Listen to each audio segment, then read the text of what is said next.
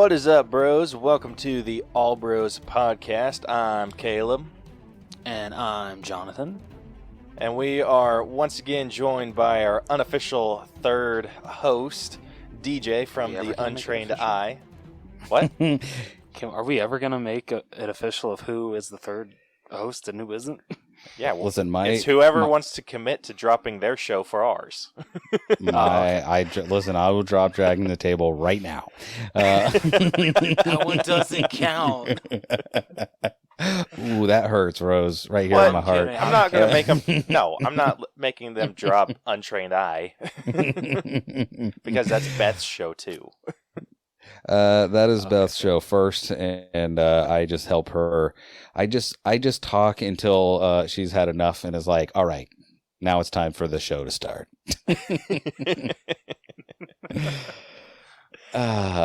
Yes, back at it again for the Matrix 3, fellas. We're here. We're going to do this thing. We're going to get to the Matrix 4, and I may have to, if I haven't beat Vic, I might have to come back one more time in 2022, or two more times. But I'd like to know, how sick is everyone of hearing my voice on every single episode? I think they're going to get one off, because what's next week? Next week is Spider-Man No Way Home. Yeah, so I'm imagining Vic is going to try and peek his little head in there and Oh yeah, he's already confirmed that he's going to be with us next week. Maybe I'll be waiting in the wings this time, Vic. Maybe that. Dude, me and Vic have talked about that, and I'm like, I just feel like I've created a paranoia between you two. By the way, how crazy would it be if, like, secretly behind the scenes I really did hate that guy, and I was just like, God dang, dude, I'm so glad that you just let me and you do it. Ugh, like, I can't believe that you would even consider letting Vic on this show. One hell of an actor. And then he shows up. I'm like, wow, I knew you were there. He told me. He emailed me. Caleb, he told me. That was a joke. Joking. I think it would have been really hard to mask your genuine reaction to him coming on. I am so glad. Like, that is one of the most fun things that I've done on any podcast, is being shocked by someone. It is very rare as an adult you get shocked anymore, I feel like. But genuine shock. That's great. I'm just gonna keep you guys on your toes now. That's right, Vic. Be on your best behavior, because I could be in the shadows at any moment. Or maybe it'll be Brucker. Maybe he'll be the next one to jump out of the shadows at me and be like, "I am mad though. You said a lot of mean things about me, DJ. Okay, I want to tell you a thing or two about the autopsy of you."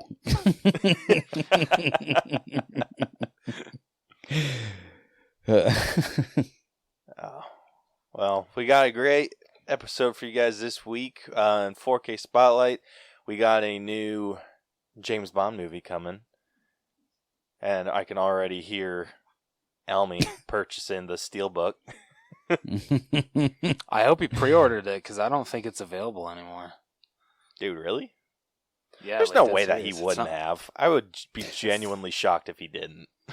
It's not on Best Buy's website anymore. They took it off. I was going to say, if anyone was going to pre-order it, if Almy didn't get it, then this is his fault.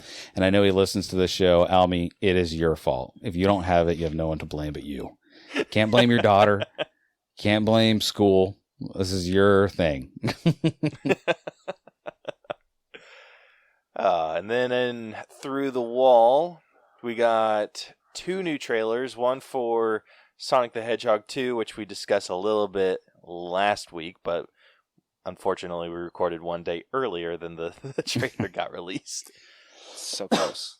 And then we got a new Star Wars game coming out, so we're going to talk about that a little bit. And then for this week's headliner, we will be breaking down the third installation in the Matrix movies, The Matrix Revolutions. The third and almost final. Matrix Revelations or Revolutions or the round one. It's all a loop. It's all just a snake eating itself. It's the Matrix, everybody. Hell yeah. So, without further ado, let's say we get into it, gentlemen. See. Do it. Need motivation? Angry Dad Podcast. Trying to jumpstart your life? Angry Dad Podcast. You want help getting off the couch? Angry Dad Podcast. You need a verbal kick in the ass? Angry Dad Podcast. You want to hear from somebody who's been through it all? Angry Dad Podcast. I am here for you. You can find me on all podcast platforms. And on the Inner Circle Podcast Network now. That's right. That's our boy Ben Bullman over at the Angry Dad Podcast. Yeah. Hells yeah. I've had his promo for a little while, but it was in a weird format, so I couldn't like play it. So can I tell you something? Be like a new one. It was pitched down. Like that was not quite Ben. Like that was Ben, but a little more baritone.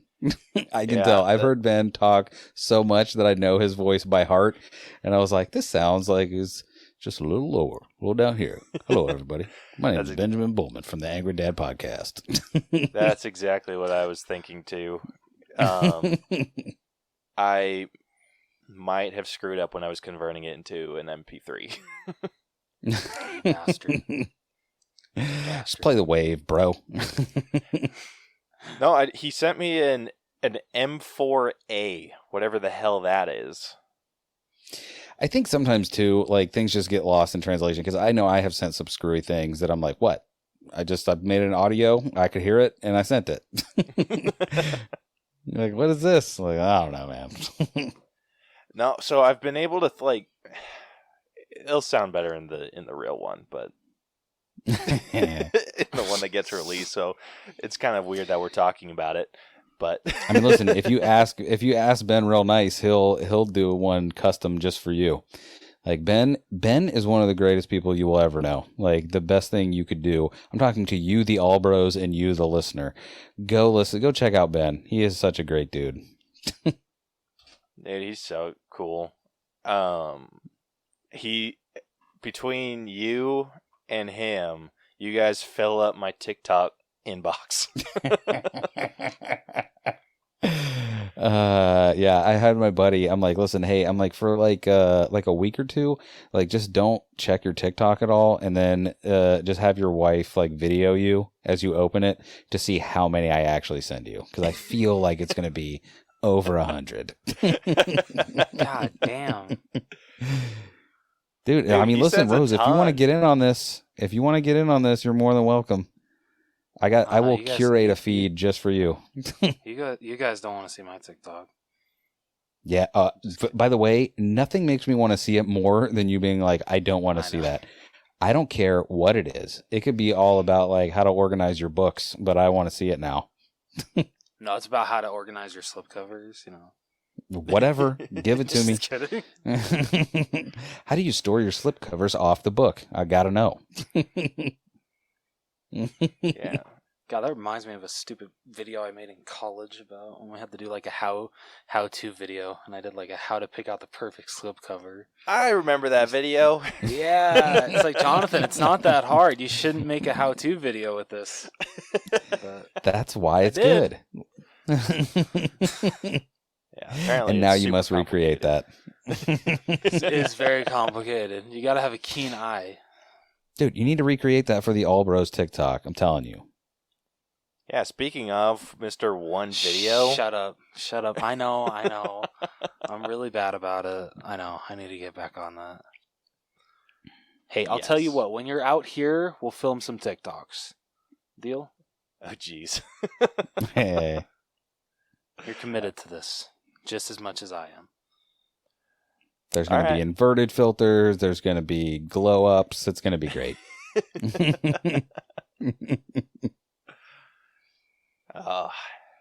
Anyway, let's get into 4K Spotlight before we go down too far of a rabbit hole. Yeah, I don't want to get us too off track because I am actually very, like, I've been excited to talk about all these movies, but I am, like, really stoked to talk about this quote unquote final one. Oh, absolutely. Yeah, first off, did I already say first off? Oh, I don't know. Anyway, wait, where are we at? We are at 4K Spotlight, sir. So, did I already say what it was? The James Bond Steelbook. We were talking about how Jason Almy is a freaking chump if he didn't pre-order it. And sorry, that's how far. Listen, that's what you get. That's why people need a break from my voice, because I just get people so off track they don't know what they've said. No, that's just my garbage memory. Dude, if it's not like directly in front of me, like I had, like this is just another total side note. I had brought in like my tape measure, a drill, and just like a different couple other things to work on something inside. Put them on my desk because I was just like, okay, I'm going to take these back out to the shed tomorrow. Went out to the shed today, and guess what? I forgot. All your stuff. I was looking for it for like 10 minutes. I'm like, I swear I put them away. And then I remembered like, oh, wait. Like I had those out, and so I came back inside, grabbed them, went back outside, but then realized I forgot a sheet of paper with all my plans for what I was building, and so I had to run back inside, grab that, come back outside, and then I realized I dropped my pencil while I was coming inside. Listen, anyone who has been in any kind of construction job ever knows your pain, okay? Because we have all been to the thing where you're working out back and you're like, oh, I need this. And then you walk out to the truck and you just look at the truck and you like put your hands on your hips and you're like, I came out here for something. I know it. If I squint hard enough, I'm going to remember what it was too. And you never do. You always just end up walking back and going, God dang it. Now I wasted 15 minutes walking back and forth and standing. Yeah, that's just what it is. Yeah, so it's not all your fault. So James Bond, am I right? That guy, he's got a bunch of gadgets. He's always getting into hijinks. Some say that one day it might be too close of a day to die, or what's the last one called? No time to die. He might not have any time to die, or maybe he will. Dun, Eyebrows dun. way up. All right, Rose, tell us a little bit about this. This 4K. I think I gave a pretty good synopsis of the movie, but go ahead. I think you did too. So with No Time to Die, we're getting like holy shit, 3 exclusives here. So you're getting just a regular Blu-ray and a 4K release, along with a Best Buy exclusive Steelbook, which I lied. It's still on the website, but it says coming soon. So in a way, the pre-order's kind of sold out, but it should come back into stock like right on release date. But usually when that happens, you kind of have to jump on it fast. Jason. Yeah, Jason. But not only that, they have a Target exclusive that comes with a mini, I think it's like a 52-page gallery book. I think that's what it is. 52-page mini book. And then we're also getting a Walmart exclusive, and that's kind of like shocking because we never get Walmart exclusives anymore.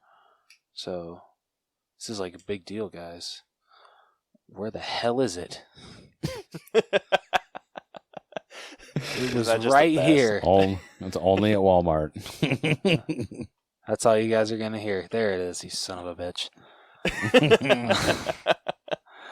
And then with the Walmart exclusive, you get different cover art from the regular 4K or regular Blu-ray release, as well as an exclusive, I don't know how to pronounce the bad guy's name, Safin mask keychain. His name is Seraph, and he's a good guy. That's the Matrix. What?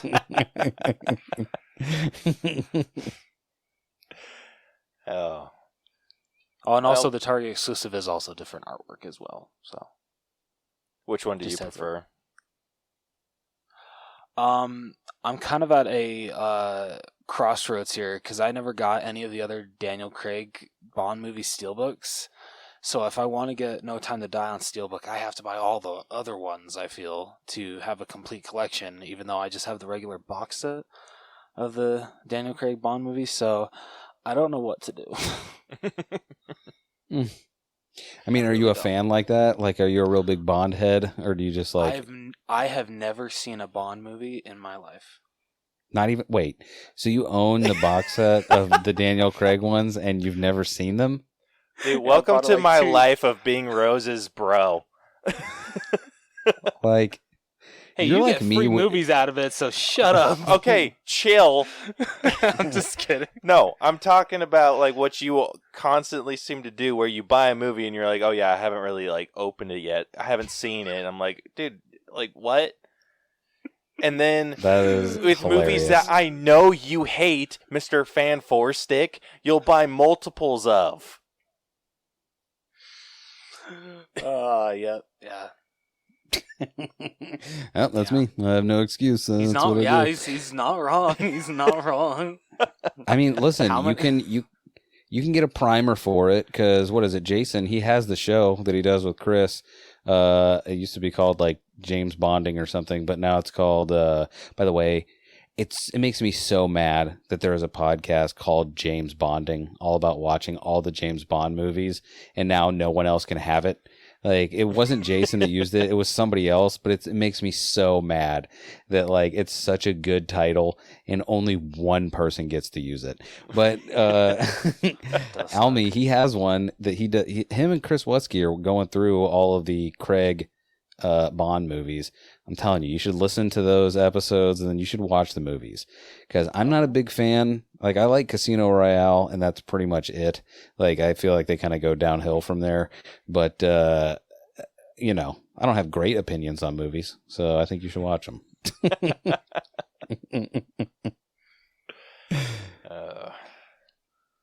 All right, moving on. I gave The Matrix 2 100 on my personal grade. Anyway, go ahead.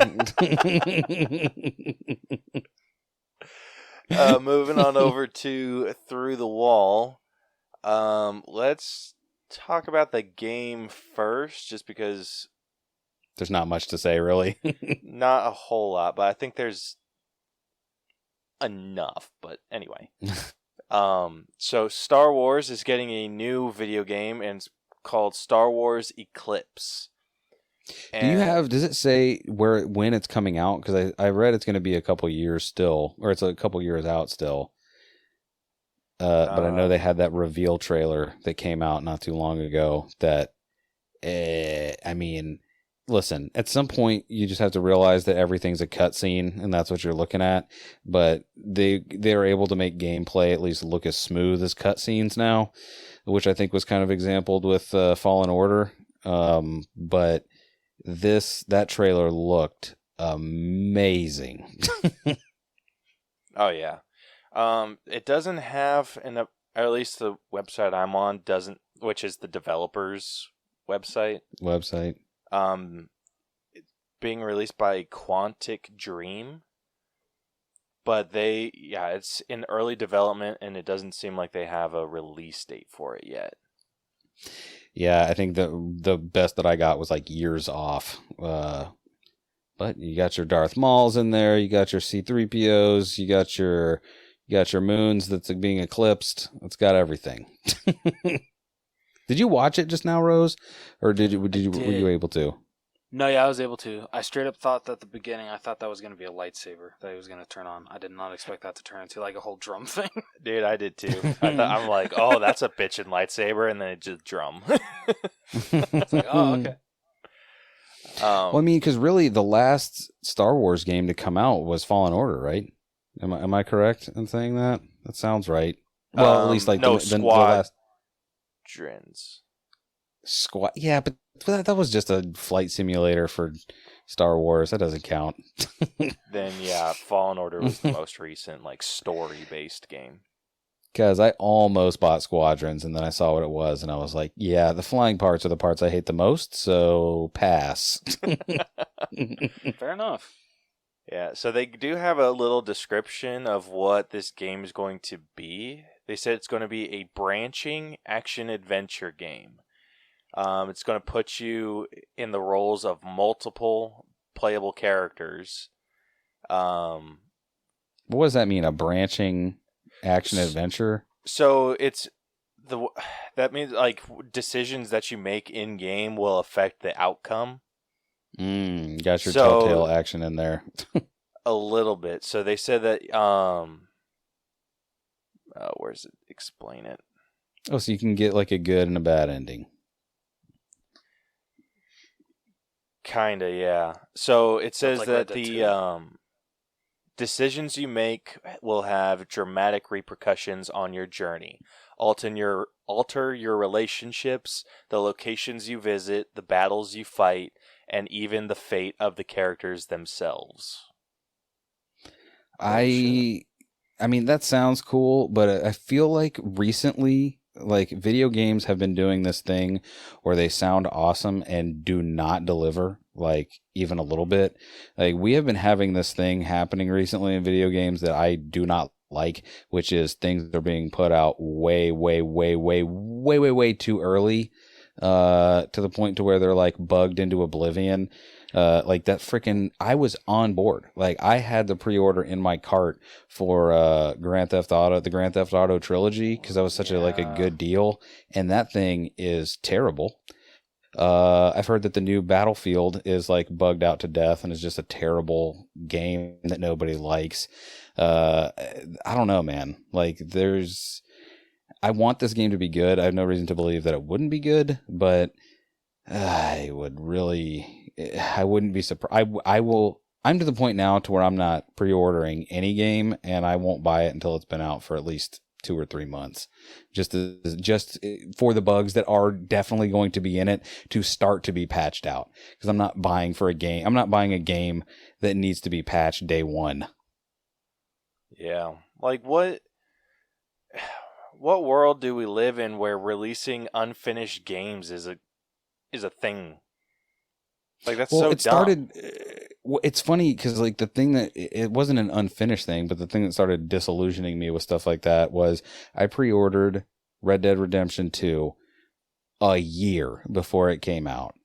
And what was it, like 6 months or 8 months into that, they were pushing it back like another 6 months. And my reaction to that was undo pre-order. Like, I am not doing this. I'm not giving you guaranteed money for a game you're not even guaranteeing me. Granted, Red Dead Redemption 2 is a different story than like Grand Theft Auto, that re-release. But the re-release of the trilogy, that is. But I don't know. I don't know when the beginning of it was. I don't know when the beginning of it was, but I know pre-orders have, I think, ruined a lot of game release timetables, because they're like, look how many pre-orders we can get. We got to get this thing out now, even though it's for sure not ready. What was the Keanu Reeves game that came out that was broken all to hell? Cyberpunk. Yes, that one. There was another one. I'm sure if you just Googled like broken games in the last 10 years, you would have so many that you forgot about even. Like, how about when all those Assassin's Creed games were coming out and it was just like, all you could see was like teeth and a cowl. And they're like, yeah, it's just teeth and eyeballs, because like none of like the actual skins are populating. Like, I don't know, man. It's, I don't know. So Star Wars Eclipse, let's check it out. Yeah, I do hope that this is like with all games that I buy, I hope it's a single player game. Yeah. Because single player games just seem to work better. I think it's the ones like that you can go online that seem to be jacked up all the time. Yeah, and like, even with, like, I know Fallen Order, like, it did have stuff that needed to be patched. Like, there was some brokenness to it, but it didn't seem to be as egregious. Yeah, but there's been tons of games that I've been pretty disappointed with. I mean, hell, just go back to our Avengers, Marvel's Avengers breakdown. Like, we freaking ripped that game to shreds. But, like, no joke, day one, when I pre-ordered the game, or when everyone pre-ordered the game, you get like a day one exclusive costume pack, and they have like a World War II era Captain America costume, which looks pretty sick now that it works. But the difference between that costume and any other costume is he's wearing goggles. And so in the loading screen and even like in the middle of the game, his eye would twitch like crazy. But and this was on the loading screen too, so it would like twitch and like be super weird. But then it would like start to come out of his goggles and start flying like super far forward, and then just snap back into his head. Yeah, that Avengers game, I feel so bad. Like, I want that game to be so much better for you guys, because I don't know if it was you guys or somebody that I saw talking about the release of Spider-Man. Was it you guys talking about that? And how it was just terrible? Like, it was just the worst. Because it was just, there was nothing new to it. It was just like, it's Spider-Man walking around, just being an Avenger, just super normal. I have an Xbox, so I didn't get the Spider-Man update or whatever. Yeah. I haven't played Black Panther or Spider-Man. It's because it's like there's no point in going back to the game. Like there's no new. I mean, okay, with Kate Bishop and Hawkeye, I mean, I guess, but like they kind of have like an additional story, but. I don't know. It's just like hard to find a reason. Black Panther did. Like, they actually did do a whole new story for him. But yeah, Spider-Man, they really didn't do anything extra for him. Well, good, because that would have sucked for Xbox players to just not get a story. Yeah, fair. Well, listen, whatever. You guys didn't get that sweet God of War story over there on Xbox, so why don't you just hush your mouth over there, Caleb? Dude, I'm so pissed off with like all these console exclusive games. I wish we were past that. I really do. Like, I understand that there are your Halos and your Super Mario Brothers, and I don't really know, what is Sony's claim to fame? Crash Bandicoot? Like, what is their thing? Sly Cooper? I was gonna say Ratchet and Clank, but I don't think it's that.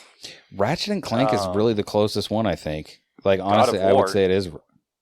God of War is, but like, God of War, I feel like didn't come around until PlayStation 2. Like, I don't think there was a God of War game on regular PlayStation.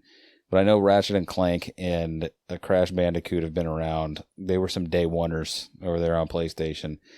So if I was gonna think of like a exclusive like mascot franchise, like it would be one of those two. But everything else, even including God of War, like Kratos I don't know. I get it, but I hate it. Yeah, I mean I don't think PlayStation has like one single claim to fame, but who can help us? My friend Google. Go ahead. Sorry. Yeah, I don't think PlayStation has like their one claim to fame, but I think Xbox, same thing. Like the biggest one was Halo, and wait, can you see this? The hell is that? Polygon Man. When I typed in PlayStation mascot, that's what came up. Polygon Man. That's terrifying. That is terrifying. That looks like, if anyone's seeing Lawnmower Man, it looks like some Lawnmower Man level graphics. Here's one from 2021. Has PlayStation finally found a mascot? Like, there is no PlayStation mascot. I guess maybe it would be Sonic? Well, no, that's still, Nintendo really kind of owns the whole Sega thing. So no, I don't know. I'm sorry I brought us down this road. No, you're good. But yeah, the whole console thing is such bullshit, because I love like the Skyrim games, but Microsoft just bought out Bethesda, so you know damn well that the next Skyrim game is going to be an Xbox exclusive game. So I have to play that. But then they have like all these super cool games coming to PlayStation 5, and so now it's like I feel like I have to choose between like an Xbox Series X and a freaking PlayStation 5, and I hate that I'm in the middle because I want to get both. But here's the thing: actually with find Skyrim. one. Skyrim is suffering from, and people must notice this. Skyrim is for sure suffering from the Grand Theft Auto Online syndrome of like this game is too good. Like it's too good. People still play it on a for real regular basis. Like it just went on sale recently for the Switch, and I was like, I should buy it. I know I own it on 3 consoles already, but why not a 4th? Like it's a great game. Like if they make another Skyrim or another Elder Scrolls game, whatever it is, bless their little hearts, because there's like I couldn't imagine what a better game than that looks like. And it's the same thing with like Grand Theft Auto. Like, what does a better than Grand Theft Auto 5 game look like? I couldn't even fathom it. Not that there aren't people out there, like no one would have thought Grand Theft Auto 5 would be a thing or Skyrim would be a thing. But I don't think anyone that created those games thought they would be lasting this long through 3 consoles and like, you know, whatever. How many years have those games been out? Over a decade? Like ridiculous. That shouldn't be. It shouldn't be. That's not a thing. Dude, if I'm not mistaken, Skyrim came out in 2006. I wouldn't be surprised. GTA 5 came out in 2013. When was Skyrim released? Oh, 2011. Still though. 2011. It says November. It says initial release date November 11th, 2011. Huh. Elder Scrolls Oblivion came out in 2006. Maybe that's what you're thinking. Okay, that's probably what I'm thinking of then. Because I know Oblivion, people swear by that game too, even still to this day. But yeah, dude. I can't imagine a game having more longevity than Skyrim. It just doesn't. I mean, it for sure will happen, but I don't know if I'll be playing video games still when it does. Dude, by that I mean I'll be dead. I bought a used copy of Elder Scrolls 5 that I used to death, and it came with like an exclusive map. And I still have that map somewhere. But by the way, go ahead. Like your daughter, so good. Your daughter is going to play Skyrim. Like a legit, like, oh, this is a PlayStation 6 copy of Skyrim, and she will have it. Yeah. So Star Wars Eclipse, guys, am I right? Coming 2025. Coming maybe never. Yeah. We'll see. At this point, it feels like we'll get this before Lego Star Wars: The Skywalker Saga. For how Oh much my that gosh, game when is gets that getting pushed back? Dude, I'm so pumped for that game. I'm ready for it to come out. Same. So wait, is the Star Wars or is the Skywalker Saga? Is it not just a re-release of the games that have already existed? Well, that and it's adding The Last Jedi and The Rise of Skywalker. Oh. You know what's funny is those games are going to be better than the movies. Hey, it's the truth. Oh, True that. I'm offended. Listen, I'm just going to give you The Rise of Skywalker. There's no way that the Lego version of that is not going to be better than what we got. Bet. I'm just kidding. So, is the Skywalker Saga going to be all 9 episodes? Yes. And because they did episode 4, 5, and 6 in like the classic, all types of classic Lego version, is that the version that we're going to get, or are we getting upgraded? They remastered all of it. Episodes 1 through 3 and episodes 4 through 6. Dude, I'm so ready. I'm so ready for this game. Wait, do you guys have price points on this? Like, what is that? What is the cost on that? I think it's $60. That's not bad for what? 9 games, basically. Yep, yeah, More or $60. less. Oh my gosh. Dude, and could you imagine what the open world hub is going to look like? Dude, But here's the seriously. thing. Like, again, like, even though Lego, I don't think has ever suffered from this, like, you still got to wonder, are they going to have day one patches and bugs that are going to need to be worked out? Because, I don't know. I just don't know. I hope Dude. not, but I feel like, by the way, I also feel like they've had pre-orders for the Lego Skywalker saga for years now. True. They pushed it that... Dude, it comes out on my birthday next year. Holy shit. Next year. Next year. God damn. Holy crap. Okay. Dude, I have to pay an extra 10... Wait. No, never mind. Sorry, I forgot I was not signed into Amazon. I'm like, wait, I have to pay an extra $10 just to get this game? That's some bullshit, but never mind. That is messed up. Like, honestly, there's no point in pre-ordering the Steelbook right now because, yeah, we're not getting it for another goddamn year. If we actually do get it, then we'll see. Jeez. That's insane. Just wait. We're gonna get to like what is it? We're gonna get to like December 15th, and then they're gonna be like, yeah, pushing it again. Bro, an announcement trailer premiered at the E3 2019. Holy shit. 2019. What the hell? I'm just saying. If this game needs one patch, I am going to throw that game into the ocean. I have high hopes because it's Lego. Lego has never disappointed me. But, you know who has?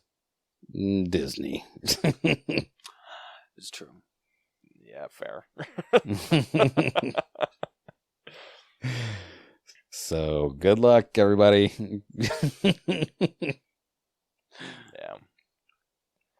All right. Since we got completely off topic with that one, Star Wars Eclipse better be freaking good. And yeah, it's probably going to come out 2026. All right, moving on to our next trailer. We're going to be talking about Sonic the Hedgehog 2. And so this came out the day after we recorded last week. But holy shit, was it so freaking epic. This trailer was awesome. And can I say to anyone who was listening last week when I was like, this movie is not worth its salt if he doesn't have a chili cheese dog and say something like way past cool. And the very first scene that happens in that trailer is you see Sonic's silhouetted back with a chili cheese dog in his hand.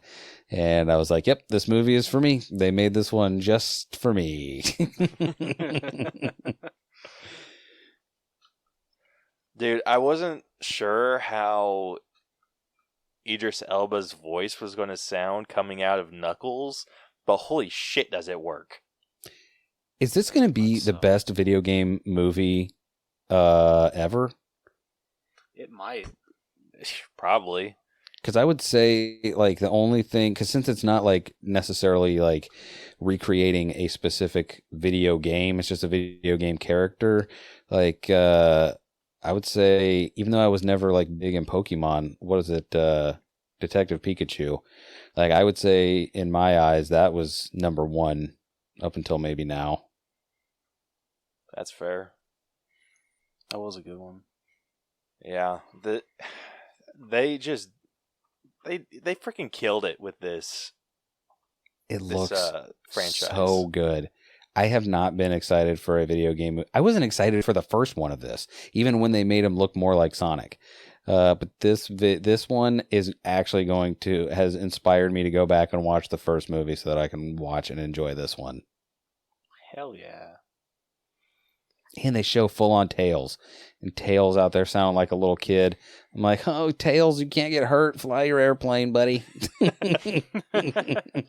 Yeah, well, they got the original voice for Tails. Really? Like the person who's been voicing Tails in every video game for the past ever. That's amazing. Yeah, so they got her to join Ben Schwartz and Idris Elba. Dude, and I wasn't 100% sure how they were going to do like an accurate looking Robotnik, but I think that even works too. It looks amazing. Jim Carrey's having a blast with this role, and it shows. Oh, this movie's going to be great. I haven't even seen it yet, but it's going to be epic. The fact that they're keeping with how Knuckles was introduced as a villain too, he's not just already on Sonic's side, I think makes it even better. Oh, right? I hope that they explain this, but I want answers as to where Knuckles has been. Like, did Robotnik travel to like Sonic's original home world and like just freaking power up an echidna?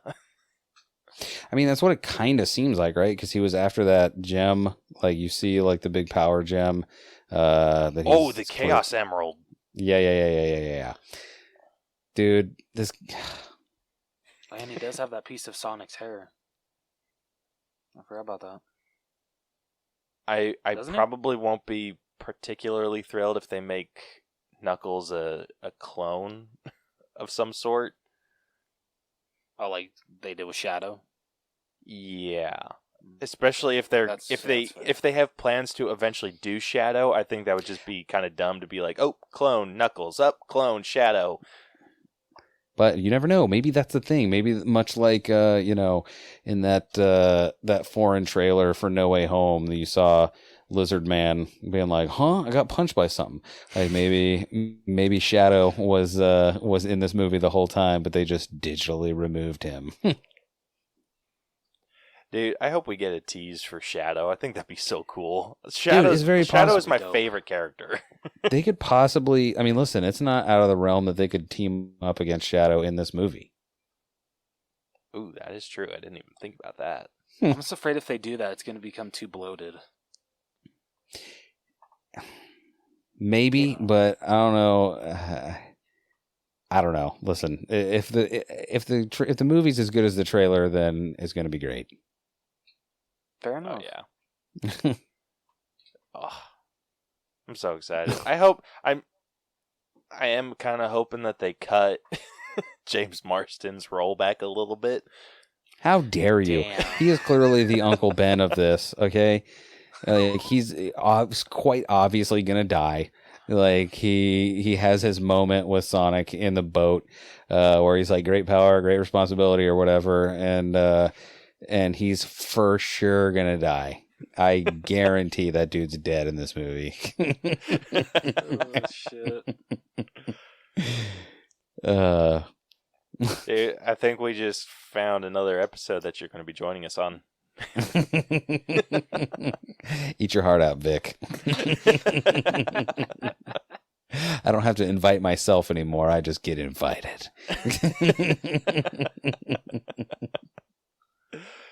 Wait, Caleb, did you invite Vic on next week's, or did he just say, hey, I'm joining you guys whether you like it or not?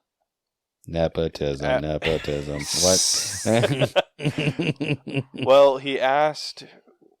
Oh, well, first off, he asked if we were going to be breaking down No Way Home, and I was just like, yeah, duh. And he's like, cool, what day? And I'm like, I told him the day. Wednesday. Like, cool, I'll be there. So he did invite himself. Pretty much, yeah. The hell, Vic? So my eyes are correct. Hey, I'm just kidding. We accept anyone who wants to invite themselves on our show. Yeah, where the heck has Almy been? Like, Almy's supposed to be like breaking down Christmas movies with you or something this time of year. Oh, Holiday in Handcuffs. Yeah, he wanted to be on or talk about No Time to Die. So we'll have to get him on after all this. After I've need to binge watch those movies then. I don't know if I envy you or I'm taking pity on your soul. Oh my gosh. How many James Bond movies are there? Like 5, 6? It's 4 or 5 now, I think, right? Of the Daniel Craig ones, you mean? Yeah, I was going to say, we're just talking about Daniel Craig, right? Yeah. Because there's Casino Royale, there's Quantum of Solace, there's the other one with Adele. There's Skyfall. Spectre, and then this one, right? Yeah, so 5. Yeah, so maybe down the line we're going to have a 5-part series with Jason Almy. And if you guys think that these episodes were long, just wait. Yeah, Caleb, if we're you starting think at the like Matrix, 4 p.m., so just kidding. I was gonna say, if you think the Matrix trilogy took a long time, brosif, broham, it's gonna get real on those Bond ones. Oh, it's gonna be insane. I will, yeah, I'll hit him up about like No Time to Die, and then I'll be like, oh well, can't go out of order. Yeah, gotta do it.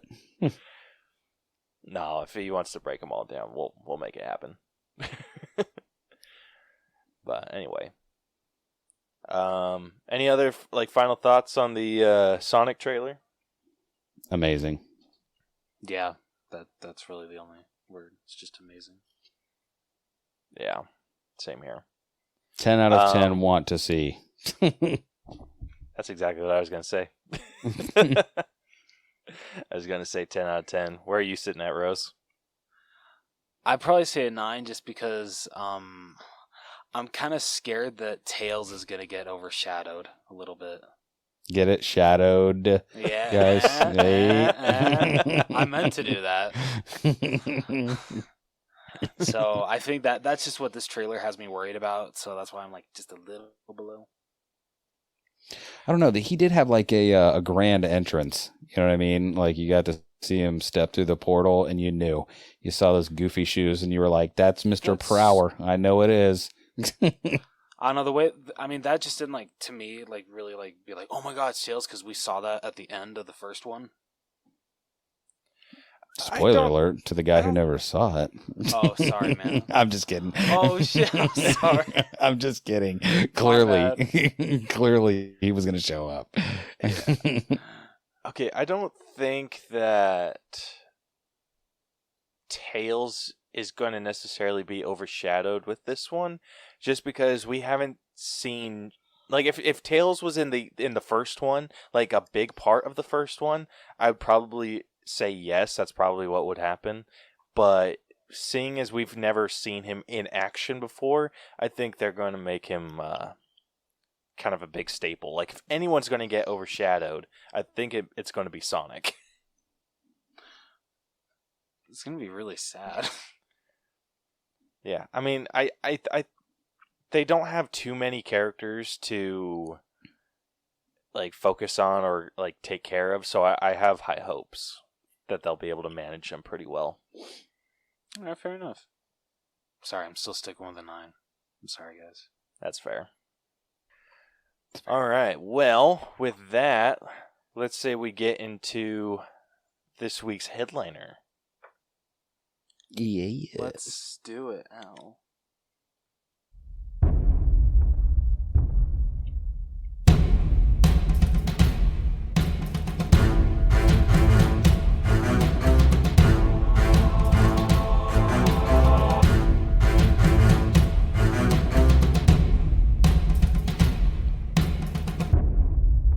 Alrighty, this week's headliner, we will be breaking down the third Matrix movie, The Matrix Revolutions. If you are new to our... Sorry. You alright? I did not mean to, but I hit the mic so hard with my hand. Oh, shit, oops. Sorry, guys. Oh, you're good. Alright, if you are new to our breakdown system, we have split movies into 8 different categories that we individually score to come to a final All Bros and Untrained Eye letter grade. The 8 categories that we score are story, writing, acting, character development, effects, music, costumes, and then we give it our own personal score at the very end. all of those numbers get magically added up, added together, and spit out a schoolhouse letter grade for us to compare to all the other movies that we've broken down. So, without further ado, get ready for Reading with Rose, everyone. While Rose reads the entire synopsis for this movie.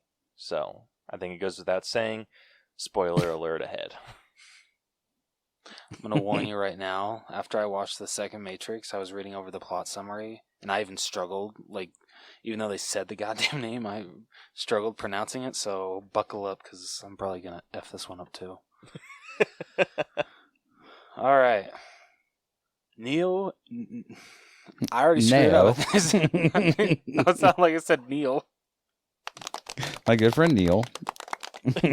So rude. So rude. Caleb, you can go to hell. You can go F yourself and kiss my ass. There's so many paragraphs. Give that man a chance. Okay. It was the first word. I mean, come on. Like, how much better can you get from that? That's how Sati said it. She said it all weird. She was like, Neo.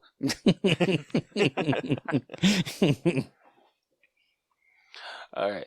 Neo and Bane lie unconscious in the medical bay of the ship Hammer. Inside the Matrix, Neo is trapped in a subway station named Mobile Avenue, a transition zone between the Matrix and the machine world. He meets a family of programs, including a girl named Sati. I think that's how they pronounced her name, right? Mm-hmm. Okay. The father tells Neo the subway is controlled by the Train Man, a program loyal to... God, I'm going to F this up so bad. The Merovingian. Did you even watch the movie? I did. That's a hard word. But they said Merovingian. I feel like they said it more in this one than they did the second one. I was very bad at English, okay? The Merovingian. When Neo tries to board a train with the family, the train man refuses and overpowers him. Seraph contacts Morpheus and Trinity on behalf of the Oracle, who informs them of Neo's confinement.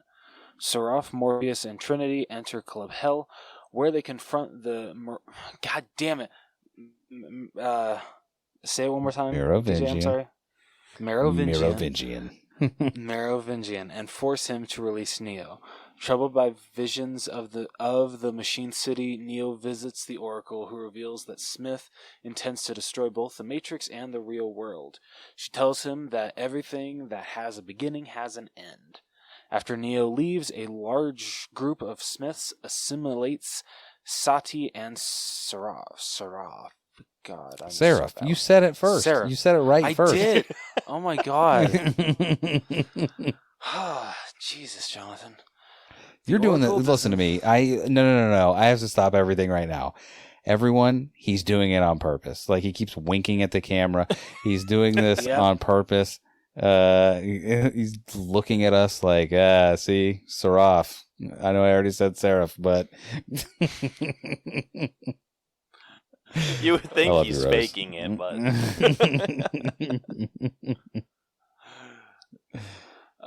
the Oracle does not resist assimilation, and Smith gains her powers of precognition. No. Yes. What? Okay. I was like, what? I will not help you. In the real world, the crews of the Nebuchadnezzar and the Hammer find and reactivate Niobe's ship, the Logos.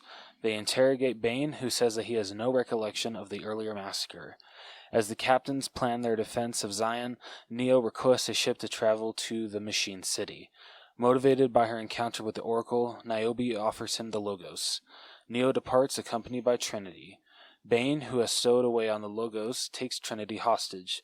Neo realizes that Bane has been assimilated by Smith, and a fight ensues. Bane burns Neo's eyes with a power cable, blinding him. Neo discovers that he can still see machine source code in the real world and uses this ability to kill Bane. Trinity pilots them to the Machine City. Niobe and Morpheus rush toward Zion in the Hammer to aid the human defenses. Zion's shipyard is overwhelmed by a horde of Sentinels, and fatally wounded Captain Mifune, I'm sure I mispronounced that, instructs Kid to open the gate for the hammer, which he does with the aid of Z. When it arrives, it discharges its EMP, disabling all the Sentinels present, but also Zion's remaining defenses. The humans are forced to retreat and wait for the next attack, thinking it will be their last stand. The Logos is attacked by a wave of machines outside of the Machine City. To avoid the onslaught, they fly above them to open sky and then crash into a building, fatally wounding Trinity. Neo enters the Machine City and encounters the leadership of the machines in the form of the Deus Ex Machina. Deus Ex Machina, you son of a gun. Just, Jason Almy is spinning in his grave right now. Neo warns that Smith plans to conquer both the Matrix and the real world and offers to stop Smith in exchange for peace with Zion. You said Deus? Yep. Okay. The Deus Ex Machina agrees, and the Sentinels shut down, stopping the attack on Zion. The machines plug Neo into the Matrix, whose population has now been entirely assimilated by Smith. The Smith, with the Oracle's powers, steps forth, telling Neo that he has foreseen his victory against Neo. After a protracted fight, Neo appears to concede defeat and allows himself to be assimilated. Outside the Matrix, the machines send a surge of energy into Neo's body, which inside the Matrix causes the Neo-Smith clone, then all the other Smith clones to be destroyed, leaving the Oracle lying there. The Sentinels withdraw from Zion, Morpheus and Niobe embrace, and Neo's lifeless body is carried away by the machines. The Matrix is rebooted, and the Architect meets the Oracle in a park. They agree that the peace will last as long as it can, and that those humans who desire it will be offered the opportunity to leave the Matrix. The Oracle tells Sadi, who created a beautiful sunset for Neo, that she thinks they will see Neo again. Seraph asks the Oracle if she knew this would happen. She replies that she did not know, but she believed.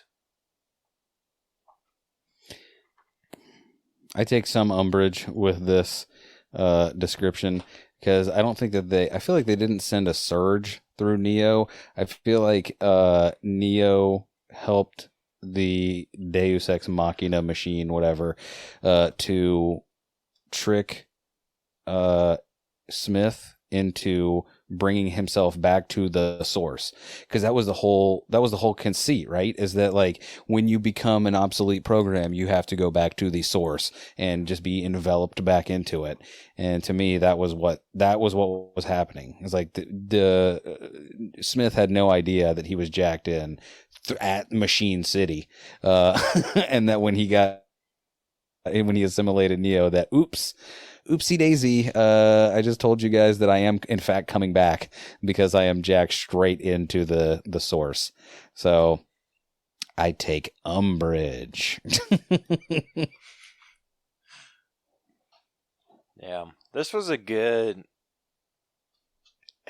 conclusion to the Matrix story. I would call it shockingly so. Like, it was such a good sequel to the second movie and finish to the trilogy that, like, it kind of covered for all the sins of the second movie, I feel like.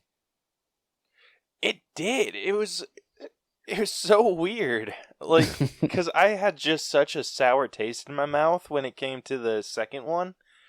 But this one, like, these came out the same year. Like, what the hell?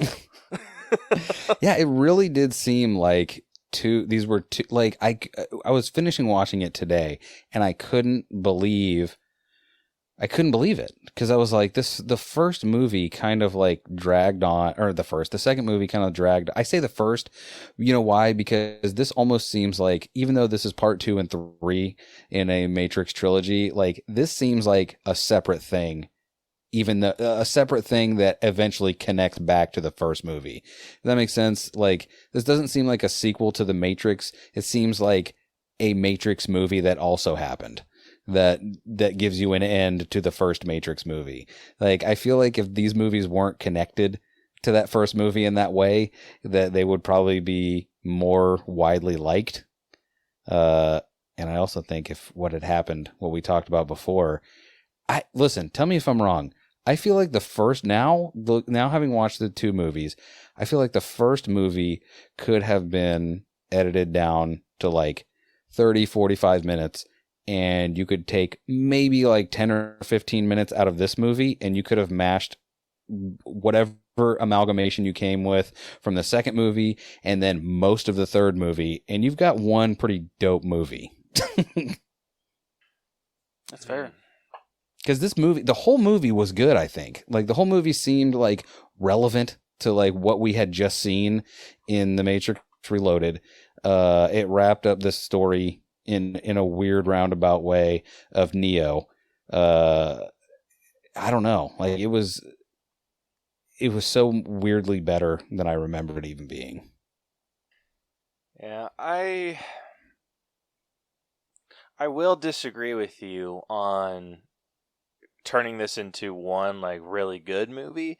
I think the first one as a whole was objectively pretty good, but I think instead of this 2 and 3 being like two separate 2-hour movies, you could have made this one maybe almost 3-hour movie.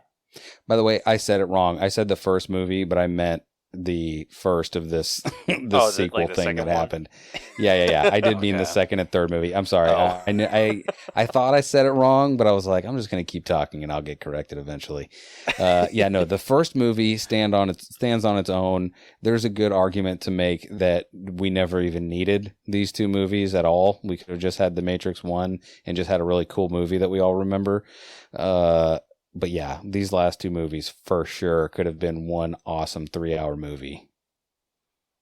Yeah, for sure. And I would have enjoyed the hell out of that a lot more than I enjoyed the second one.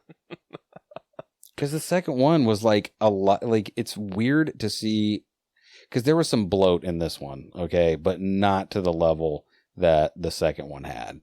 Because I would say you could keep most of what was in this movie and just pick apart the second one and mash them together, and that's your third movie, or that's your whatever, your sequel to The Matrix.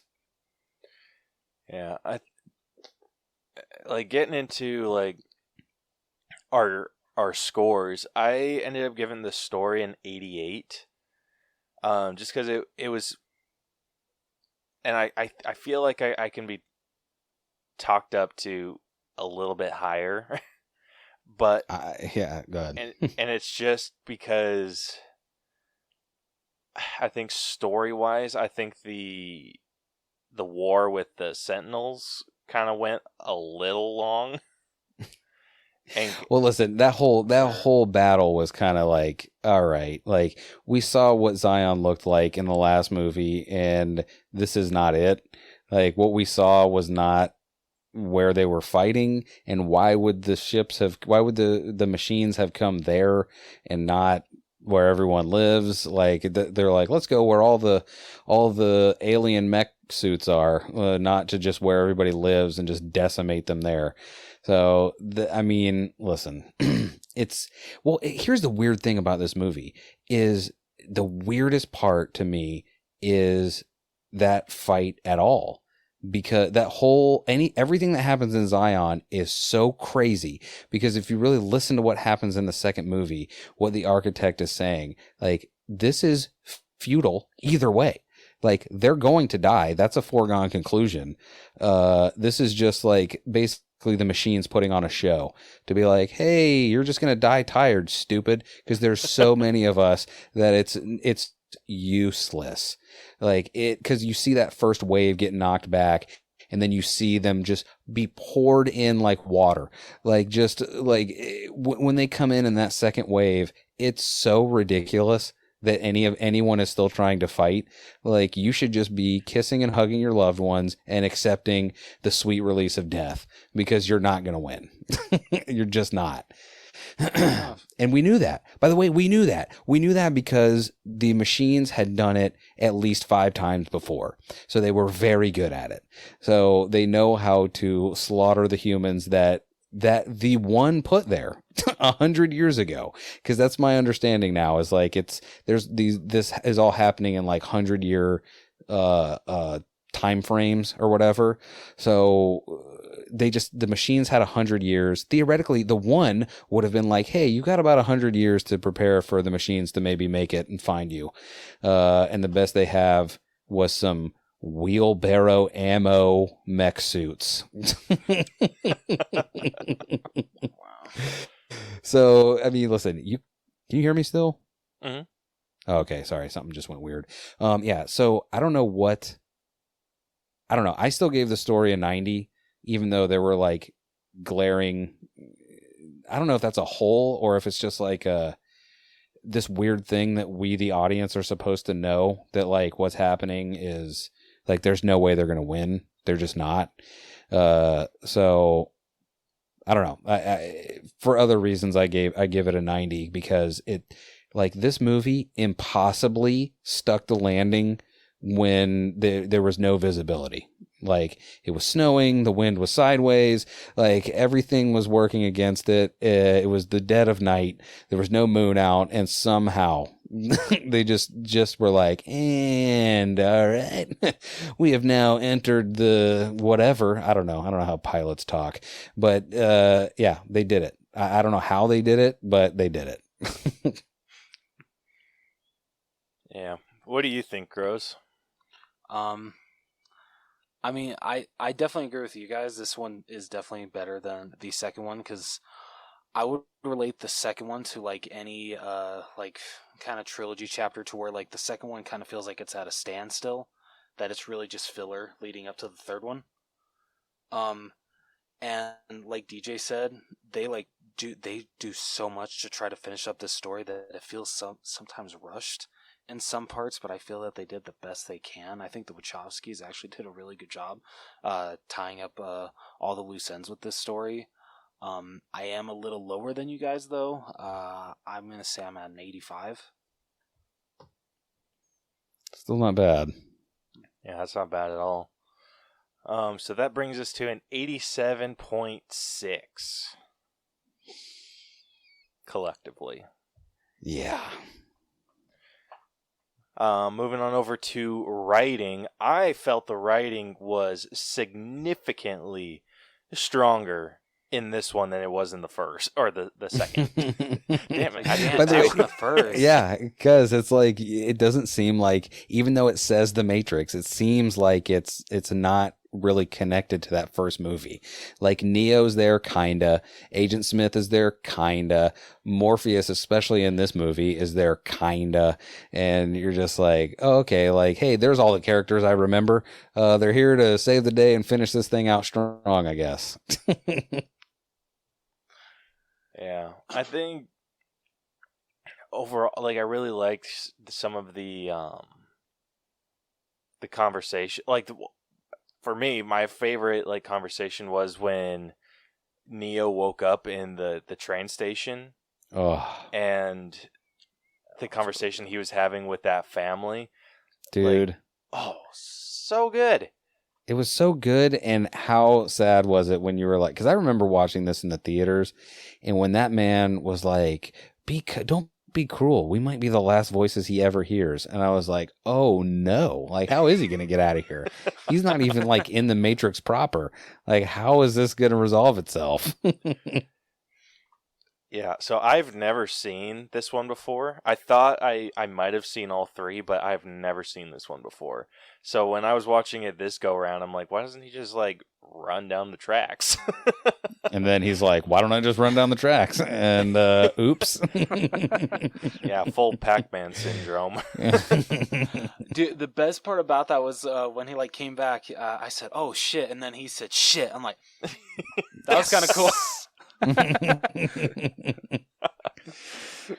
Yeah, I love that. I think the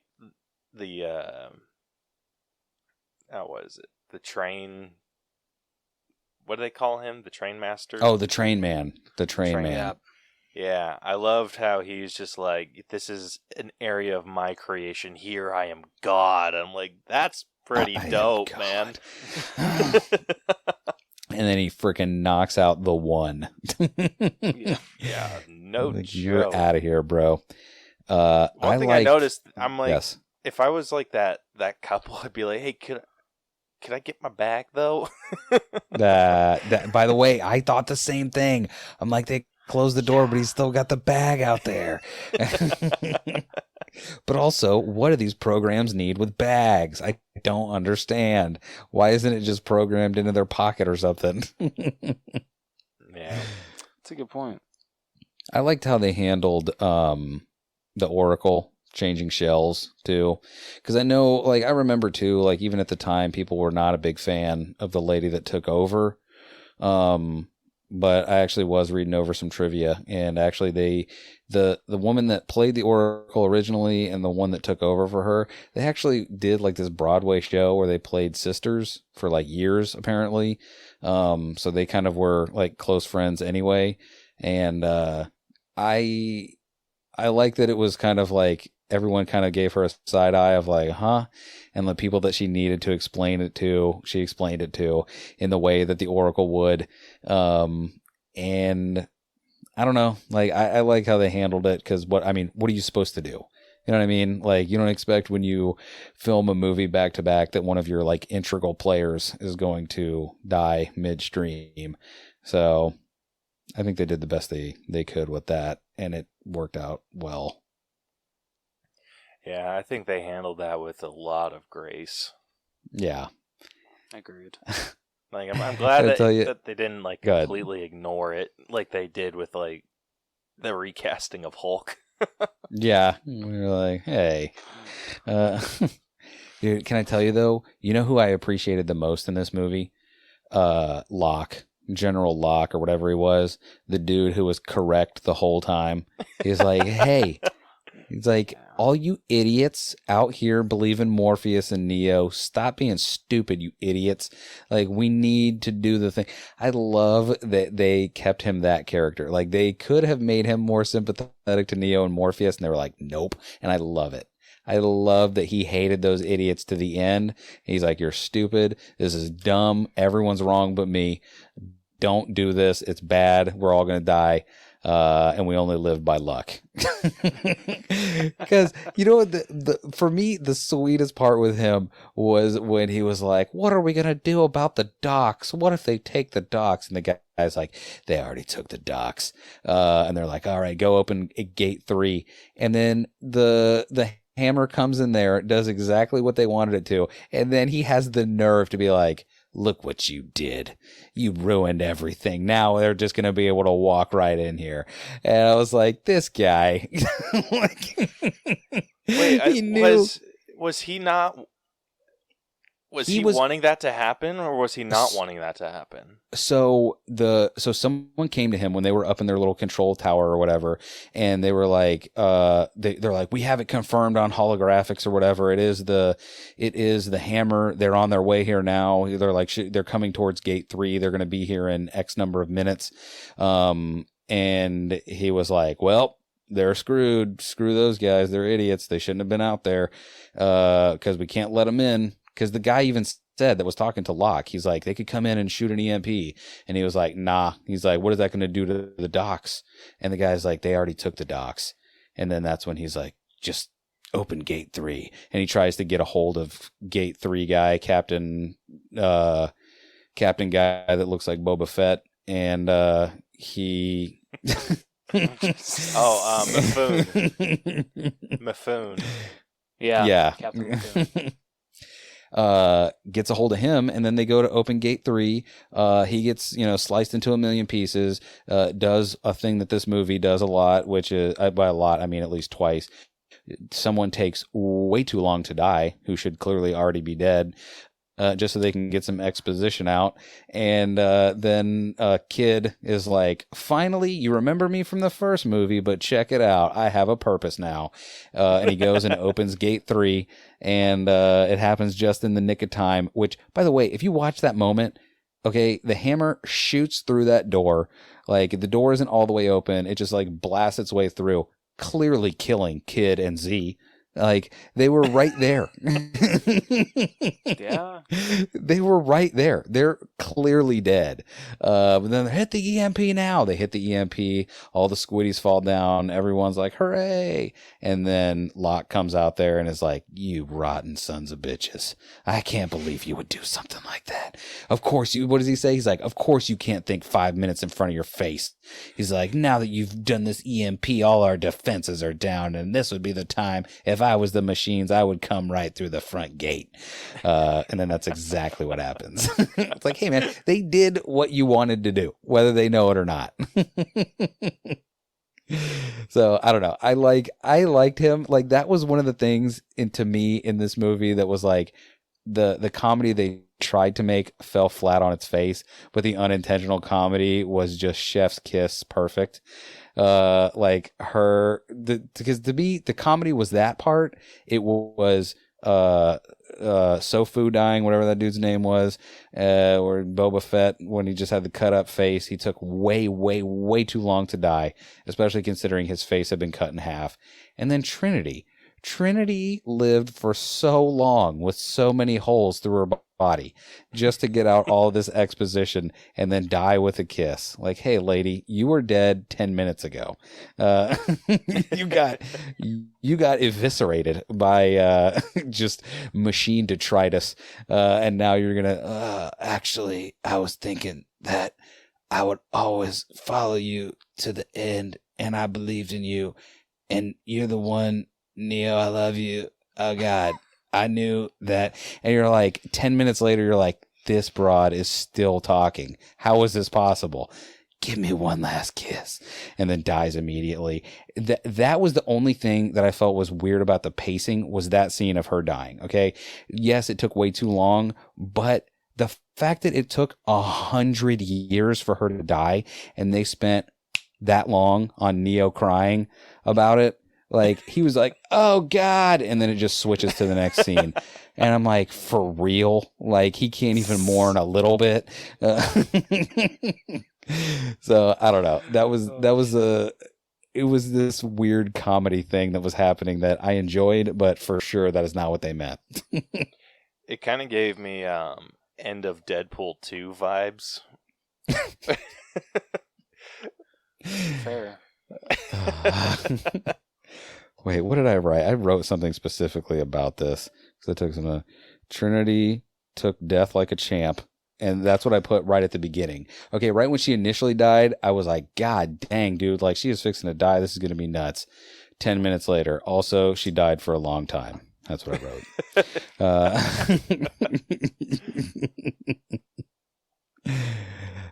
By the way, I don't know if this is a writing thing either, but another funny thing that I thought was after they came back, after the people in the hammer came back and they had to go before the council, and Locke didn't have time for that. He's like, oh, I'm sorry, I don't have time to come before the council with you, but I got blah, blah, blah, blah, blah. And so they go to the council, which the council is only 3 of them, and they're basically just like in a room, like it looks like a broom closet. And this is, by the way, this scene happens after, like a second after you see this second wave of squiddies coming through, and they're just like, we heard you gave a ship away to Neo and his girlfriend. What's up with that? Like, hey, you guys have bigger fish to fry right now. Like, how about you? Who cares about this? And we move on to trying not to die from all the machines that are clearly about to kill us all. Because it was weird, because if you know, it seems like a pickup shot or something, because if you watch that scene, it literally looks like it's happening in a broom closet. And then they talk to the council a few minutes later. Locke goes in to talk to the council with Morpheus, but they're back in that big room again. And it's like, all right, so did they think after the fact? They were like, maybe they should get in trouble for maybe we should remind people that Neo and Trinity took a ship. Yeah, I thought that was super weird. Like, they could have just done a better job at going back and forth between Trinity and Neo. Or between the, what Morpheus's situation and Trinity and Neo's. I still, by the way, gave writing a 90 on this. Because again, like, everything that led to the end of this movie, which, you know, again, super weird because like you feel like you saw Smith in this movie, but you didn't. Like really, the most of the Smith talking came from Bane.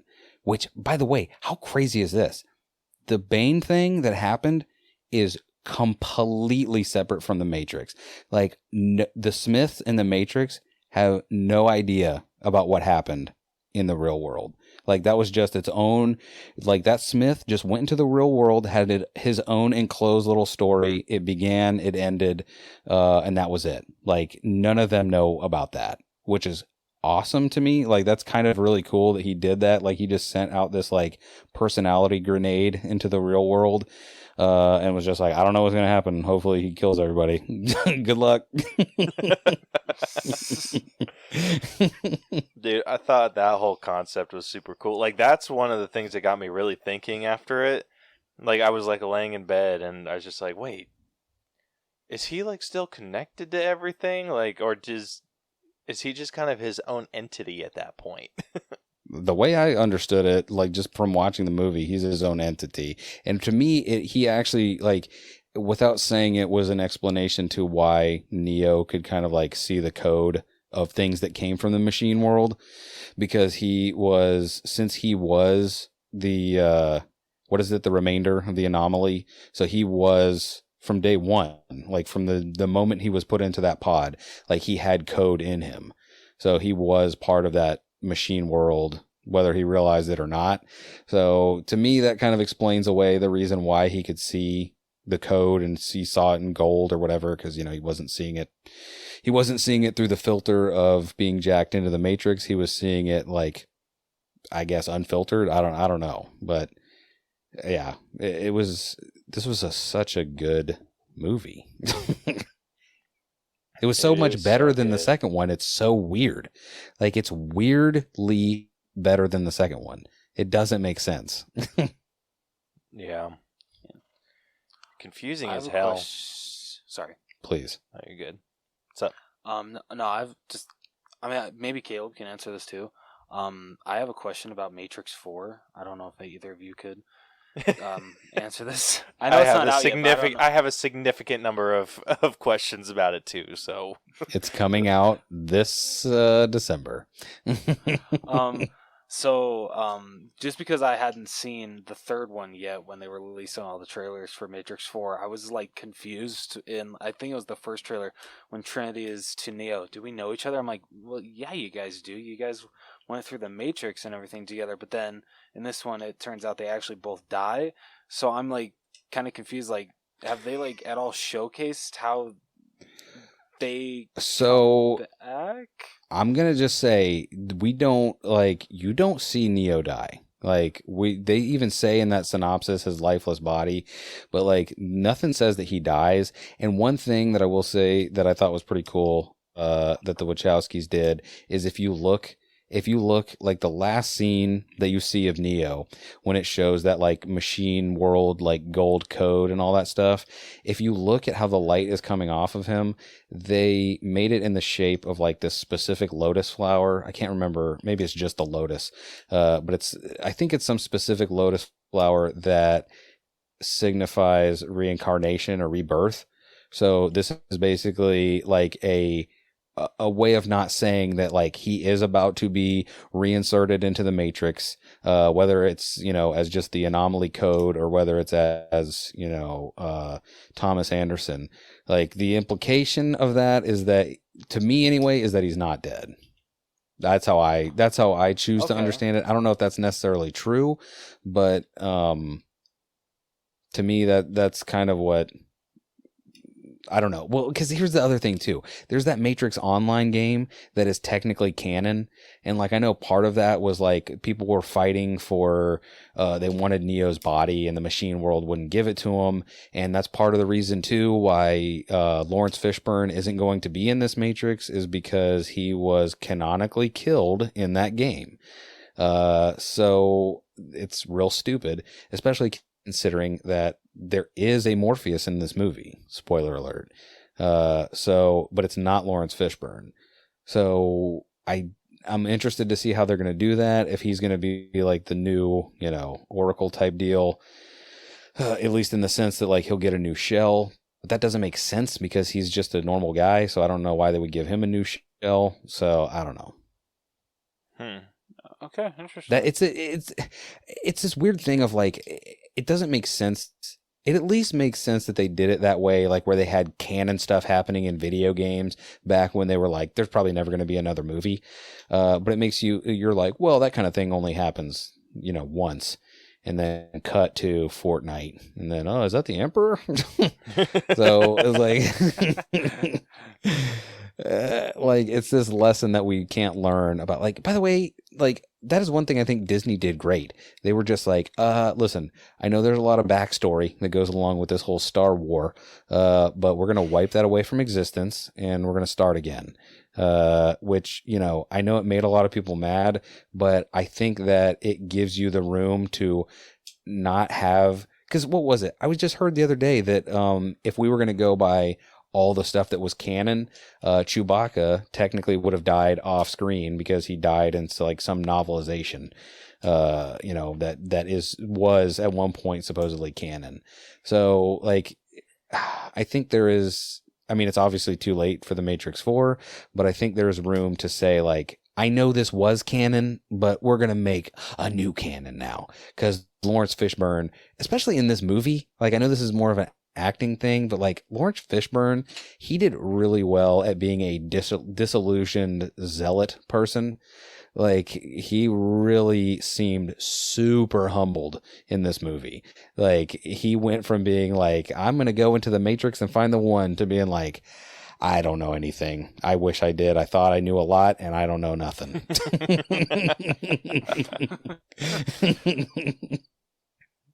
Yeah, I think. Sorry, I know that was a lot of words. Yeah. But no, thank you for clearing that up about the online game. I had no idea that was a thing. Yeah, it's gonna be funky. One of my favorite lines from this, and I was actually going to be at a 90, like overall, except for this line, or just the conversation, and it was so dumb because it was the early conversation with the programs at the train station, and the way that Neo was asking like why they care about their program daughter, yeah, and he's just like kind of alluding to the fact, like not saying it, but like asking like, oh, do you love this? And the guy just like, because machines aren't like known for love. And saying like, what is love? But it's just a word, but what's important about it is the connection that we assign to it. I'm just like, that's so great. That's like the that WandaVision, the what is grief but love persevering. I'm like, By the way, I can add a layer of depth for you to the mobile avenue that they were at. Mobile, a anagram for that is limbo. So there you go. You're welcome. He was in limbo. By the way, another cool thing I thought about the writing that I didn't get until this time around was that they tied. I might actually score this higher because of what I'm about to say.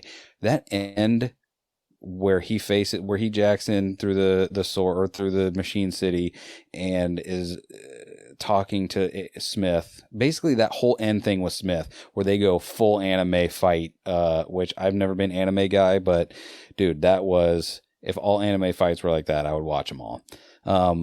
But everything that he was saying to Smith and everything that Smith was saying to him was like so tied everything back to the beginning, because Smith takes over the Oracle and now he's able to see the future. And the thing happens that she says in the first one, you can't see past the decisions you don't understand. And he's like, he says it. Smith says it. He's like, I've foreseen it. I've beat you. Yeah, I'm just here to do what has already been, foreseen by me. And he does it, and he has the fight, and it even happens. And he's just like, when it's happening, he's like, I stand here and I say this, and then you're dead. And he's like, and he gets up, and it's crazy. And then like I don't know. I since I've seen this movie so many times, I realized what was going to happen. But I was like, oh, this is the part where he's like, yeah, you're scared now. What are you going to do? And he's like, boop, I'm going to take you over. And that's it. Like, that was like the perfect, like, oh, okay. Like, you're going to go right back to where you started, buddy. Like, you didn't realize that this was a closed loop, but you closed the loop. Like, you could have lived in the Matrix here forever, but you were too, like, you couldn't see past the decision you didn't understand. So you just made a choice, and it was the wrong one, or at least the wrong one for you. Dude, I love movies that make you think like that. Like, so good. So, I'm personally sitting at a 92. I think I'm moving mine up to a 92, by the way. That's exactly the number I was thinking, and you saying it confirmed it. All right, Rose, where are you sitting at? Like, what are your thoughts on writing overall? No, overall writing was super good. I feel like the only where it struggled with bringing back up the scene where Trinity just took forever to die. That was definitely where the writing struggled. But every other part, especially with Trinity and Neo and the conversations that they had, especially her just talking about how she's just loved him this whole time, and that love just will never end, no matter what stakes not stakes, what heights he has to go to actually succeed in what he needs to do as, is it the one or the chosen one? The one. The one. The one. So I loved all of that, and honestly, I even loved like the little bits of conversation we got between Morpheus and what's her name? Niobe. Niobe. I loved those two's writing. They're really super solid.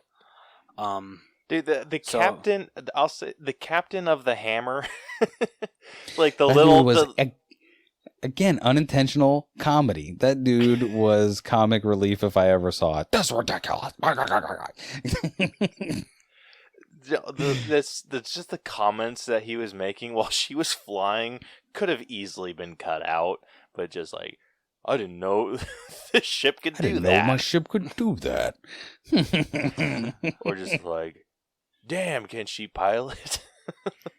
That's like, so funny. All of that was line of him. Oh, sorry. Go ahead. Please. No. I think I know what you're gonna say. So say it.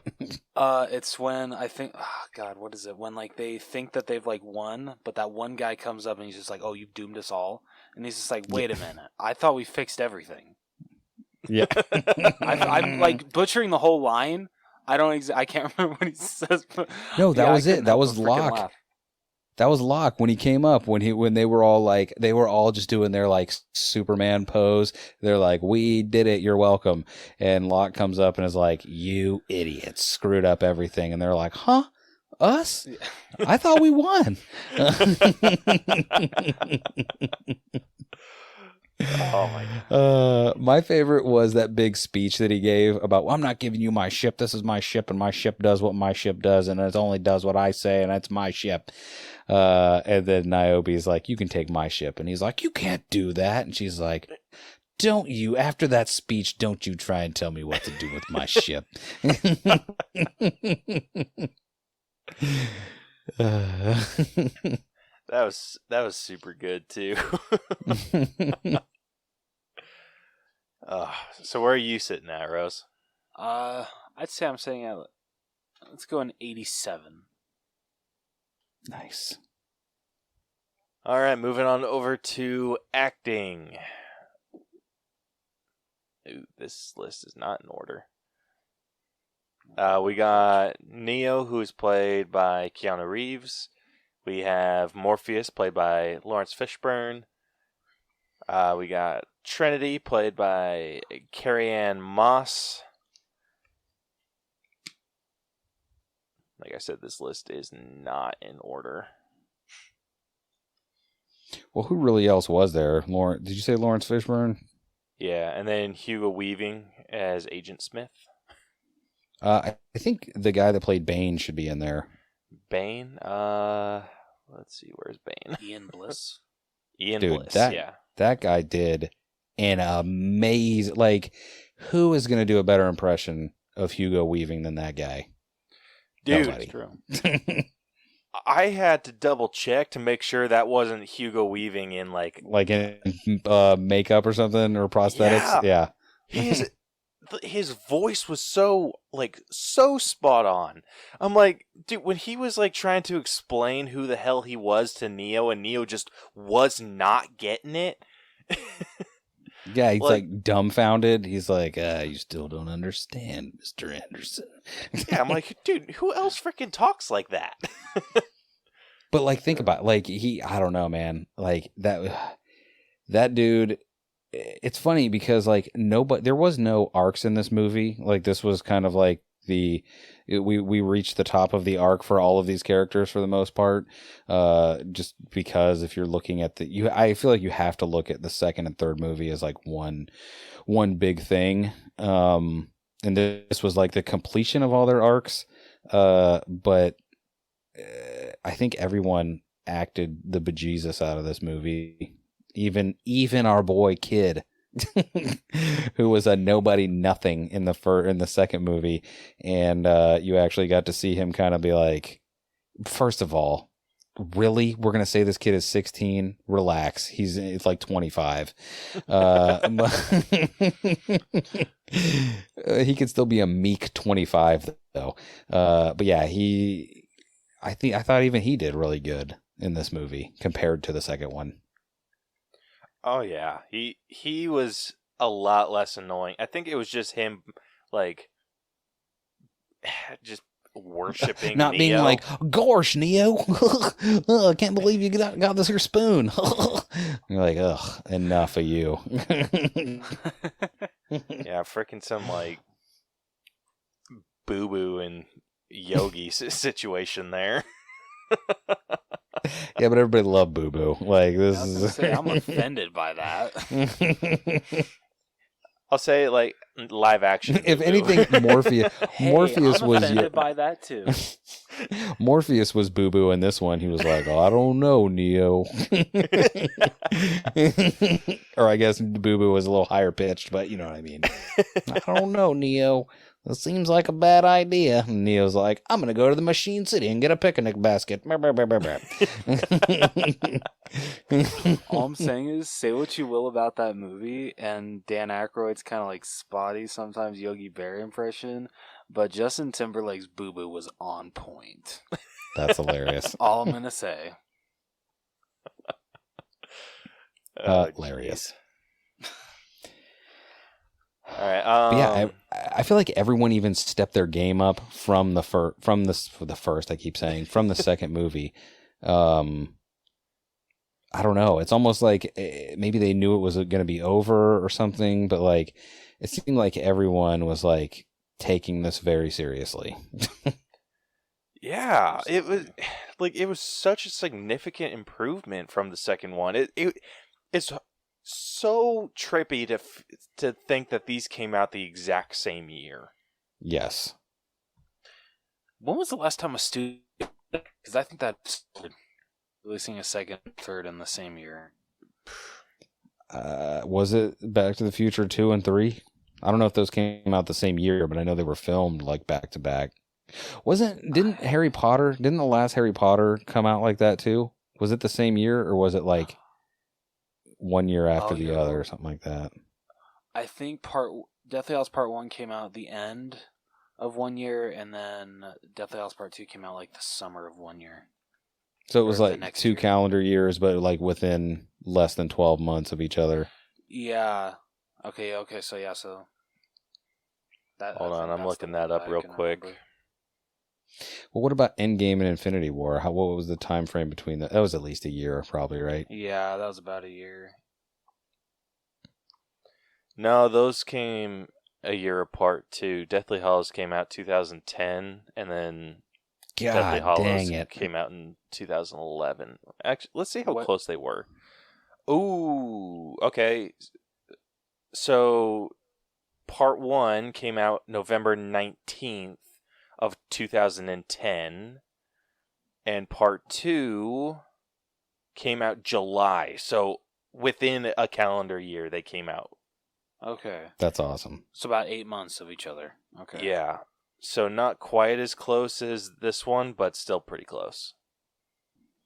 So, okay. So I think we can definitely count Harry Potter. So wait, what are we on? Acting? Yeah, who else? Like Neo, obviously. Like, again, it was just so... I cannot stress this enough. Like, if you're someone who is listening to this podcast and it's been a long time since you've watched these movies and maybe we're jogging your memory a little bit or something, I'm telling you, like, Rose, you actually are the one to ask right now. Like, you watched those movies basically back to back. Like, how crazy was it to watch The Matrix Reloaded and The Matrix Revolutions back to back? I mean, considering that it was nice knowing that after watching the second one and kind of not really liking it, I actually got a third one, good next installment, like right away. Didn't have to wait a couple months, so that was nice. Yeah. Sorry, go on.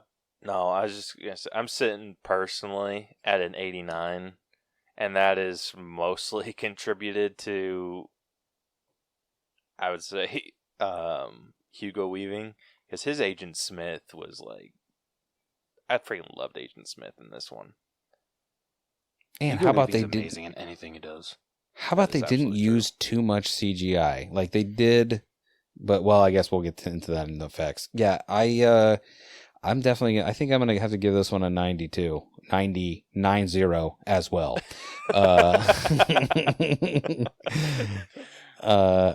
Because of all the things I said, like I think that again, we're just seeing like the end of this arc of all these characters, and they really hold. Like I said, like more like Lawrence Fishburne. Can I just tell you, if we end up ranking these, Lawrence Fishburne is my number one in this movie, only because like I am the most sympathetic to this guy, because he I would say him and Neo have had like a similarly wild arc because like he went from being this cult leading zealot person who believed in this crazy thing that the Oracle told him so vehemently that he was willing to put his life on the line in the first one, to like you could see, like, listen to how muted he was, and you could just see like the disillusionment in his eyes.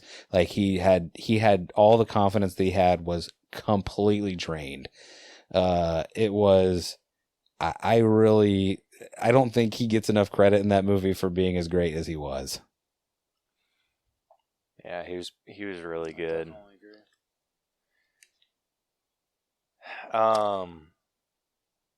Yeah, if I had to rank like my top for this, I'm giving it to Bane.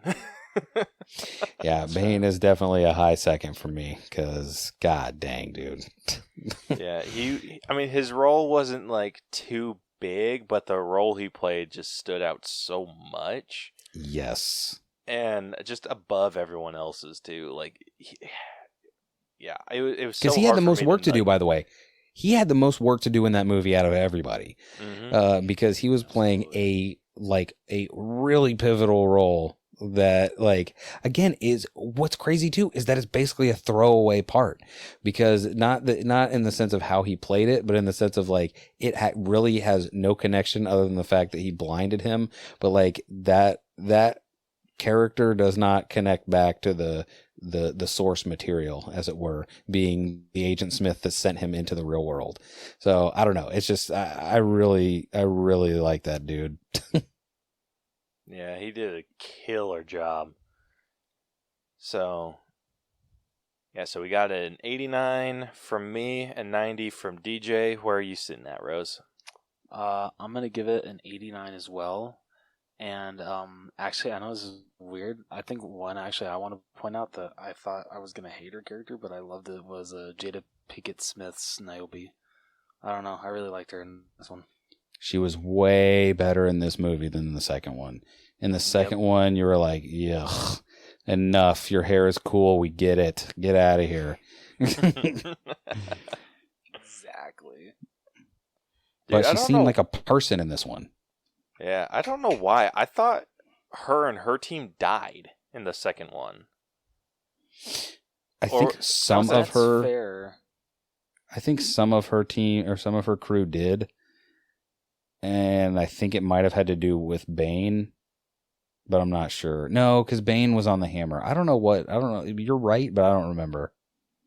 Yeah. Darn it! I'm gonna have to watch these movies again. Shucks. Yeah, when she came, like when she was introduced in this one and came like walking out, I'm just like, oh shit! Like we got more Agent Smith clones, and yeah, so like because I remember a ship blowing up, and I thought it was hers, but I guess it wasn't. Actually, it was the Nebuchadnezzar. That was the ship that blew up in the last one. No, well, okay, not that one. The one where they were in the when they were in the middle of the mission, and like the people that were supposed to like disable the grid, freaking all just died.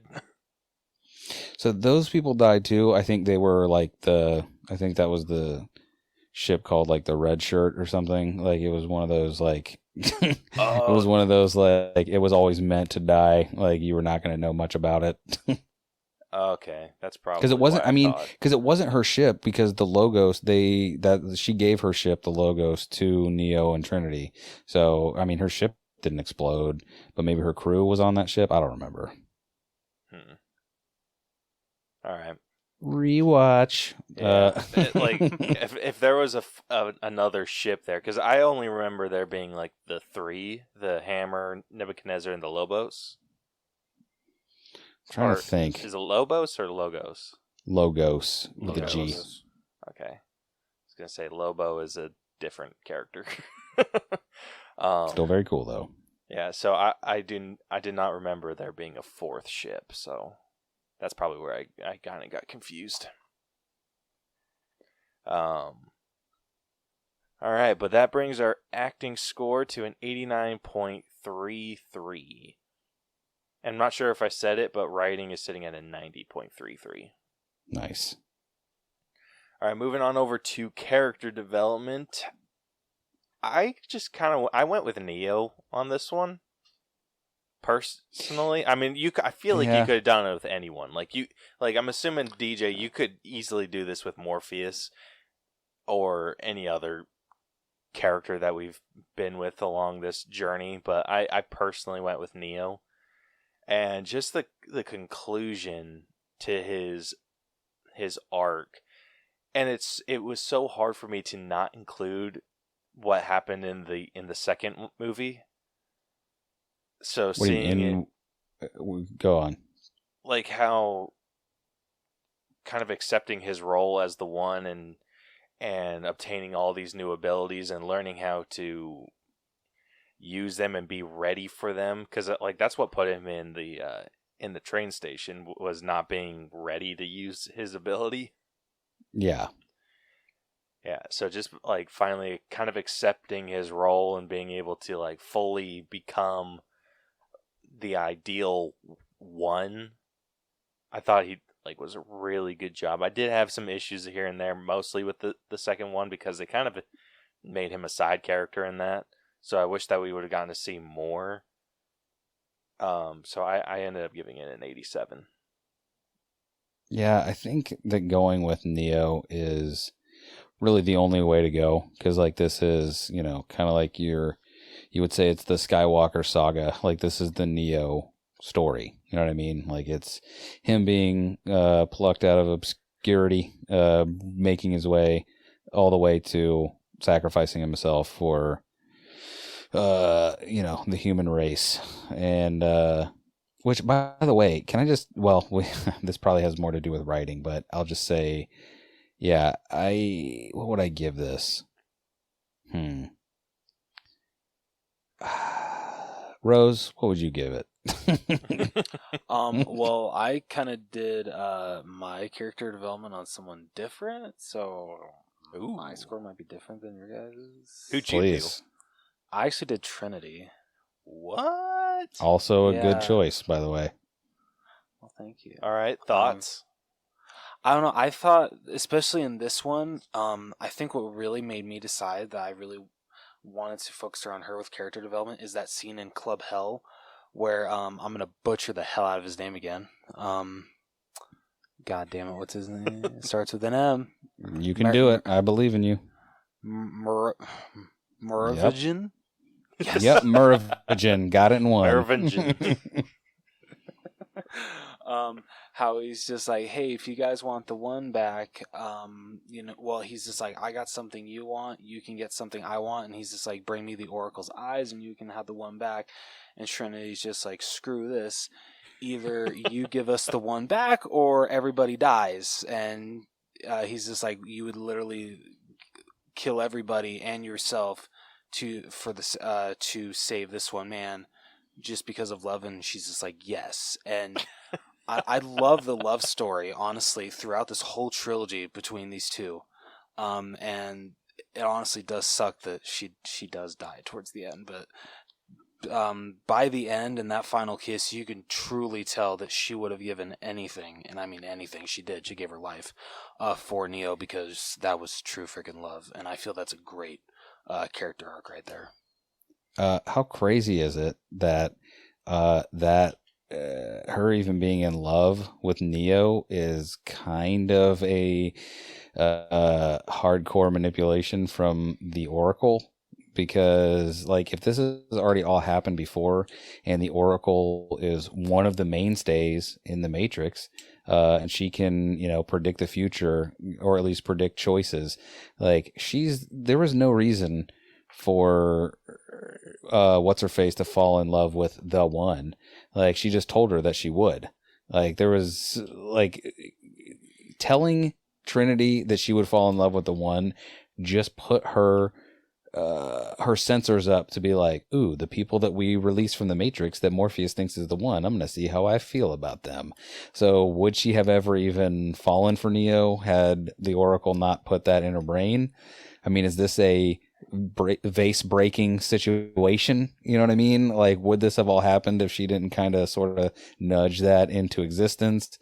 There's a lot of question. It's weird. It's weird how, like, if you really think about it, like, the Oracle truly is like the Loki of all of this, because she's just like, yeah, I mean, yeah. What is this to me? Like, I'm always going to be here. Like, I've seen the same thing happen 5 times already. Like, I want to see something different. It's taken 100 years, 500 years for all this to roll out. So I want to see something different this time. Like, it's, I don't know. I heard a podcast where they were talking about that, and I was like, ugh. Like, that is a weird thing to think about. I don't know if I want. By the way, and all of this to say, too, at the end, it's not like we win. Everyone's free. No. We go all the way back to the conversation that Neo had with the councilman when they were looking at, like, the maintenance floor or whatever, when they're talking about the machine-human relationship and how we need these machines to live and they need us to maintain them so that they continue on. And that's how the movie ends, by the way. The movie ends with being like, yeah, I mean, we're going to reboot the Matrix. It's still going to be here. We're still going to harvest your energy. But if you don't want to be here, you don't have to. You can go live in Zion or whatever. Like, it's this weird thing of, like, it's not a happy ending. It seems like it is, but it is not. It certainly is not. Because there are people that are still going to, they even say it, because she says to him, she's like, oh, how long is this piece going to last? Or he says to her, how long is this piece going to last? She says, as long as it can. And he's like, yeah, I'll keep my word to let the people out that want to go out, but we'll see. I'm Colonel Sanders.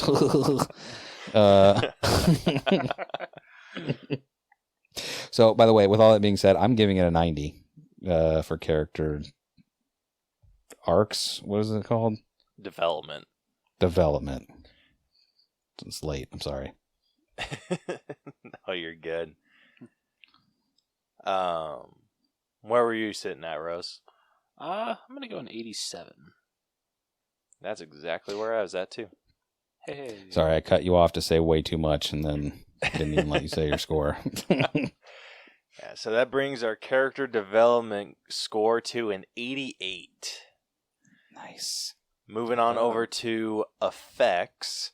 This is another one. Like, how the hell were the effects better in this one? Well, because they were more sparse. Like really the only big effect was at the end when he did the slow motion punch to Smith's face. But everything else was kind of like it was all kind of you were seeing wide shots of things happening. Like all they really had to do was like make these machines look like schools of fish floating around, because that's exactly what it looked like to me anyway. They didn't, like, everything was dark, everything was, I don't know, like even though they seemed to still use a lot of CG, like it still seemed like it was way more sparse than it was. Maybe it's just because of that Smith fight where it's just become so pronounced how bad some of it ages that I don't know. Even the thing with Smith, like, it didn't look great when he punched him in the face, but it still looked really cool. Like, it was really cool to see. So I don't know. Like, so I watched this visual effects artists react videos. I'm not sure if any of you've like watched those. No, but that sounds amazing. Yeah, it does. But they go through all types of different movies, and one of the movies that they recently talked about was Jurassic Park, specifically the T-Rex scene. Yes. And they were explaining why, being like with CGI being a new technology, why does that scene still look incredible? Amazing. Yeah. And they said that it has to do with the fact that they chose to use rain. That with rain, like, you kind of have a lot of different things to deal with, but the effects don't have to look as crisp. Like, you can have janky looking things hidden by rain, and because it's got that slick look anyway, because you're like, oh, it's slicked from the rain, not from the fact that it's this weird uncanny valley thing that's happening. Yeah, so that's kind of why like, after seeing that, it makes me wonder, like, is that why they did the scene in rain, like the final fight in rain, to hide the janky effects? Because I feel like there could have been a ton of janky effects, but yeah, the only one that I've noticed was the slow-mo punch to the face. Yeah, everything else looked great. Like them flying at each other, like how they, whenever they hit, it would knock all the rain back and then start raining again. Like that looked amazing. Yeah, I don't know. Like, it's just funny how much darkness and now we know rain covers all sin. It's true. Yeah, but they try to do that with, like, they said that like layers are a visual effects artist's best friend. Like, hiding behind rain, hiding behind smoke, hiding behind, like, all different types of visual barriers, just lets you be a little more janky with your effects. By the way, you just made me realize do they have one on the Alien franchise? Because I feel like that's why the Xenomorph looks so amazing, is because it's in the dark. That dude is super wet all the time. There's always like some kind of like pipe shooting smoke out. Like there's all these kind of like weird lighting things happening, so that like you never get like a real great look at it. Yeah, no, checks out. Turns out there's some professionals out there. Yeah, I don't know. I know they've talked about The Matrix before, so I'll have to send you that video, but I don't know if they've ever covered Alien. I would like to know what they'd have to say about that. Yeah, I'll send you a link to their channel. Like, they do some good stuff. They have like 3 different series that they do. Like, they're a visual effects crew, and so they have like recreating this scene, or like just different visual effects challenges that they do. And then like I watch them strictly for the breakdown or the react videos, but they have like visual effects artists react, they have stuntmen react, they have animators react. So I'll send you the link to their channel. Oh, for anyone who wants to know, it's the Corridor Digital on YouTube. I wonder if by the way, go ahead. Oh, sorry. No. I saw one that was kind of like that. I don't know if it's from the same people, but like a professional archer reacted to how both Clint and Kate shoot, And Guy freaking hated how Jeremy Renner shot. He's just like, the way that he's pulling back the bow, there's no way you could get a good enough pressure behind your pull to release it that fast. But then he's just like, no, see, Kate is actually doing really good archery when she's shooting out of the car. And it's like, that's really sad. Jeremy Renner's been playing Hawkeye for like over 10 years, and Haley Steinfeld's only been Kate Bishop for this one show. That's hilarious. She's a better archer. Poor Renner. Listen, Jeremy Renner's a tired man. Okay, he's got a lot on his plate. I don't think it's the same channel, because they kind of just have like very broad. I don't think they do like archers react. Okay. I think they stick with like animators, stuntmen, and visual effects artists. That makes more sense. By the way, one more thing, actually two more things I want to get out that I forgot. I wrote these down and forgot to say them. Like, until that last fight between Neo and Smith, like, you never really, like, you hear people call him the One, and you hear people say that Smith is like this freaking, immovable force or whatever. But it's really not until that last fight that you really kind of understand what is happening, because like even what is happening when Smith is assimilating people, because like he assimilates them and then gets their power basically. So that's why when he is, assimilates the Oracle, he's like, I have foreseen it. That's why I'm here. And you see, like, he's got like the power of all the people in the Matrix at this point, and Neo is still able to like knock his face into the dirt like so hard that he like has pieces of the road come up and like slide up behind him. Like, they're like them coming at each other, and it's showing like this giant, I don't know, power, whatever you would call it, the thing that makes the rain go away. Like, they hit each other so hard, rain stoppy. Like, it's a great fight. Like, I also don't think that as far as because I guess we're still in effects, like, I don't think that scene gets enough credit for like really showing how powerful these two things are, and like what like a really cool, like legit cool anime fight happens. Like, this is like all the stuff that people talk about happening in like Dragon Ball Z and all that stuff. Like, this is that. Like, they're fighting while they're falling down. They're fighting while they're falling up. They're flying through buildings. They're like, all these cool things are happening that like don't happen really in live action movies if it's not a Marvel movie or a DC movie. So I don't know. It's just like two super duper powerful people going at it. So I don't know, like that. What did I give effects? Did I give it a 90? If not, I give it a 90. Were we to effects? Yeah. Was I wrong? Yeah, okay. We're on effects. I might even get, you know what? I'm giving it a 92. All right, bumping that up to a 92. I'm not sure if I said my score. I'm sitting at an 89.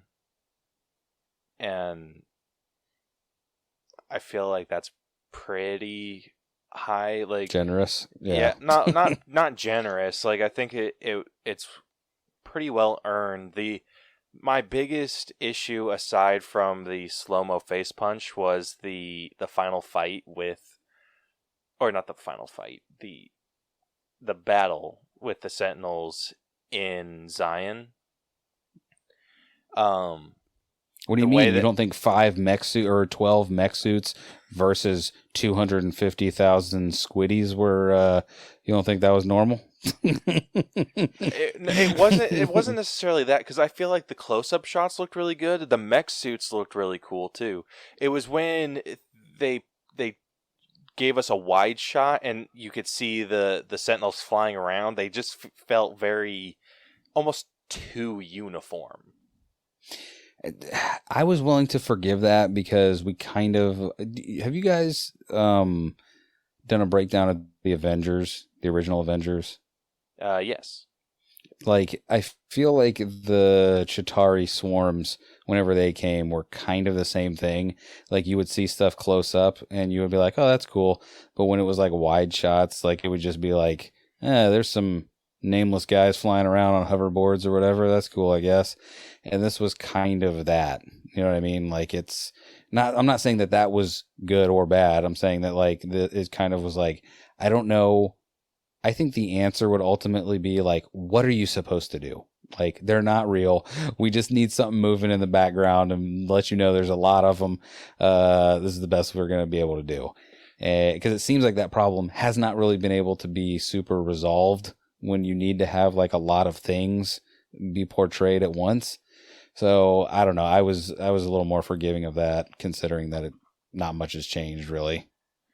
I think what just took me out of it is like while they were fighting, it just seemed like you could just shoot up the stream of Sentinels, and then it would like be held back or like disperse or whatever. And I'm just like, I feel like machines would be like coming in have through more the than one one hole. Yeah, coming in through the one entry point. Like I could absolutely forgive that. It's once they came out and became like a line of the swarm, and then like. Yeah, when what was his name? Mifune just like was shooting up the center of them. I'm like, that's like, I feel like they would just like spread around and like try to beat him up. But that dude, Captain Mifune, does not get enough credit for selling those mech suits 100%. Like when he was right before he died, you see him like, and all I could imagine was like him just basically in a room doing that with just people watching him going action. And like that dude looked like he was straight up killing machines. That guy killed that role. He did. Yeah. So that's where I'm sitting at with effects. I'm sitting at an 89. All right, Rose, where are you at? I would say I'm at an 88. I agree with every single thing that you guys said. I just want to add like one more thing. I don't know what it is, but when it comes to like people running in the rain, I think it looks so freaking cool. And when Neo and Agent Smith are running at each other, oh, I freaking love that part. So good. Dude, I don't know why, but my favorite effect out of this whole thing is when they do that first initial like power punch and like the rain disperses, and then like it's like a panned up shot, like so you're like looking up towards Neo and Smith flying, and then you like see the back of the heads of all the other Smiths, and just the rain like falls on them. Yeah. Like I love that shot for some reason. That was cool as hell. Yeah, everything about that fight scene I feel like it's everything you would want out of that Matrix fight scene. Oh yeah, absolutely. It was so good. Like I do feel the rain was like a bit excessive, but I do feel like it just added to the weight of the overall fight. I tell you, this was not an effects thing, but one thing I wrote this down too. I forgot. Kid, because that was his name in the movie, I guess. Kid, the one that took over the mech and opened up Gate 3. When that sorry bastard went and was like, "The war's over," I was like, "Hey man, you don't get to do that, okay? That's not for you to do." And then Link, yeah. I'm like, hey man, you guys just saw a child come in and say the war is over. Relax, okay? How about everybody not freak out until a councilman or Locke shows up? A child came and said the war is over. You didn't earn that, sir. Okay. Dude, one thing I was kind of expecting, because I'm like, is it? I was when like he was doing that and like charging in like the war is over. I was kind of having a Sentinel to just like pierce right through him and like rip his heart out. Like straight up Indiana Jones Kali Ma. That shit. Om Namah Shivaya, Om Namah Shivaya, Om Namah Shivaya. Oh, good times. All right, moving on over to music. I'm sitting at an 8 with this one. I didn't have, like, the scores were epic. I think the use of music was really well done. Again, what I was missing from this is like a catchy song. Or just something that gets stuck in your head, like the Matrix. There you go. I don't feel they used Matrix. it. I don't feel they use I that don't as think- much. That was definitely more of the like first and second high octane thing, where this was like a way more somber, like Neo's fitting to sacrifice himself vibe. The slow version. Or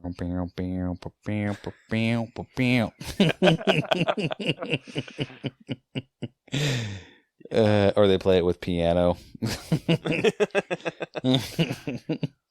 But yeah, that's honestly all that was missing for me. Overall, I do think the soundtrack was really good and really well done. I don't have much notes past that, and that's why we graded out of 10. I mean, this movie again was like why it doesn't even make sense that the same people made it or were in it, because I'm giving the music a 10 because it was everything I would want from a Matrix score. They had the horns there. They did the things. There was big orchestral moments. But you know what we didn't have? We didn't have people hitting other people, and it sounds like bowling pins.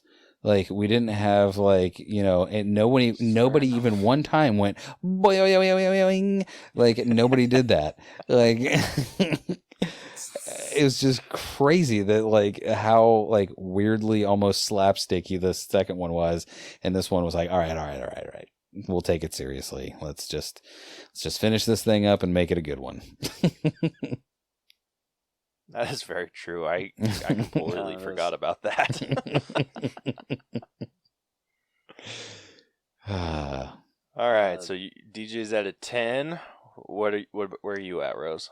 I probably agree with Caleb. I'm gonna go an 8, just because basically everything that he said, there wasn't really anything that stuck out to me. It's a great Matrix soundtrack. Don't get me wrong; it really still feels like it belongs in a Matrix film.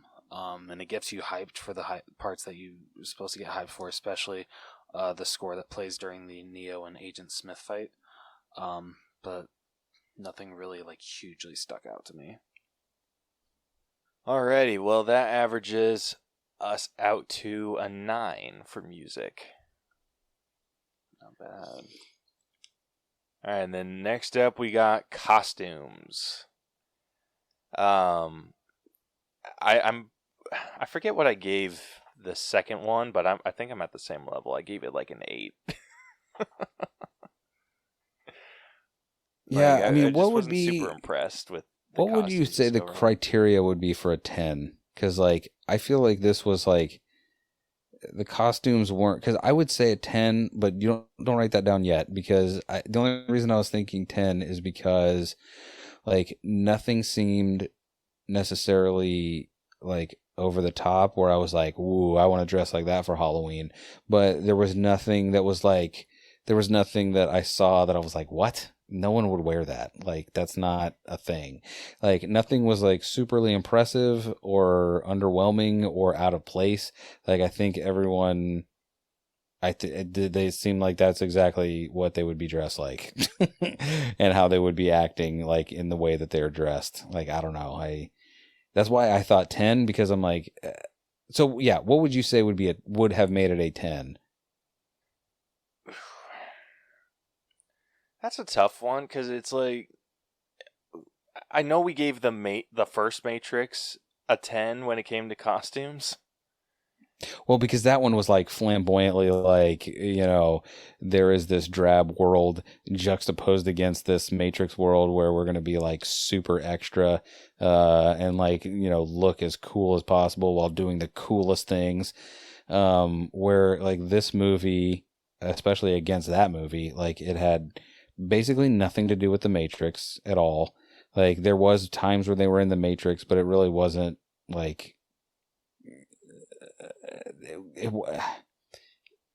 weirdly, a movie called The Matrix, it was not about being in the Matrix for the majority of the movie. Yeah, so I think it's just, for me, it's just iconic looking costumes. Like, and I know that kind of like seems like we'd give superhero movies like a super high score on costumes, but I feel like we're a little bit more critical on superhero movies. And this not being one, there just wasn't, a single costume that stood out too much. Everything fit for the world that they had in place. It's just, I don't know, for me, it's just like, there wasn't like a standout, like, whoa, costume for me. It was just like, all right.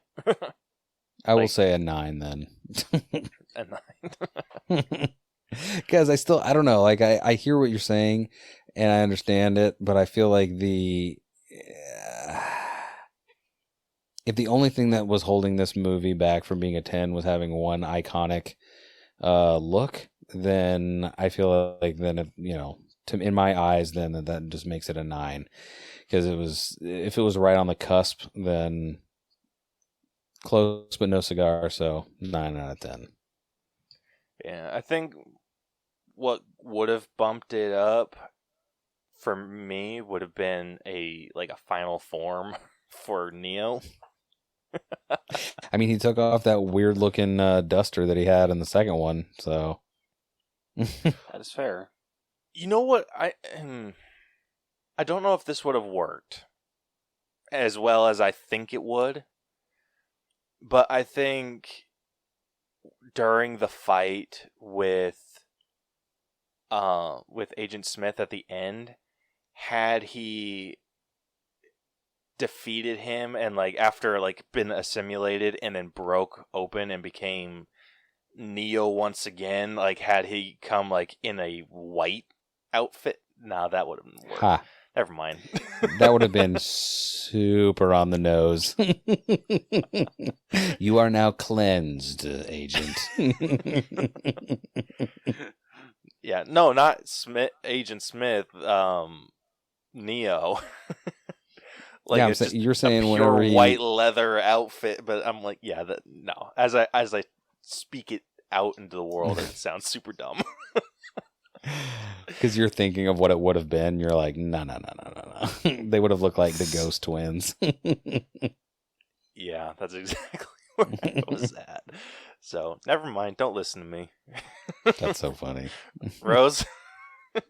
I'm going to go with DJ. I'm going to go with a 9, just because really the only problem I have is you only got 2 scenes where they were actually wearing the leather Matrix suits, so... Other than that, I really didn't have any problems with the costumes. They all worked and they look good. So, alrighty, well that brings our costume grade to a 9. Nice. Alright, last up we got our own personal scores for it. let's just start. I'll go first, because since I have my score already. I'm going to give this one an 88. I really like this movie. I felt it was significantly better than the second. Not quite as good as the first one. It was a weird middle ground. So if I had to rank these so far, I'd go 1, 3, 2, or Yeah. Yeah. That's right. You got it. Don't second guess yourself. Yeah, it took me a second to is that right? But yeah, I thought it was really good. Definitely, there are some themes in this movie that I do want to go back and explore, which I do really appreciate about the Matrix movies.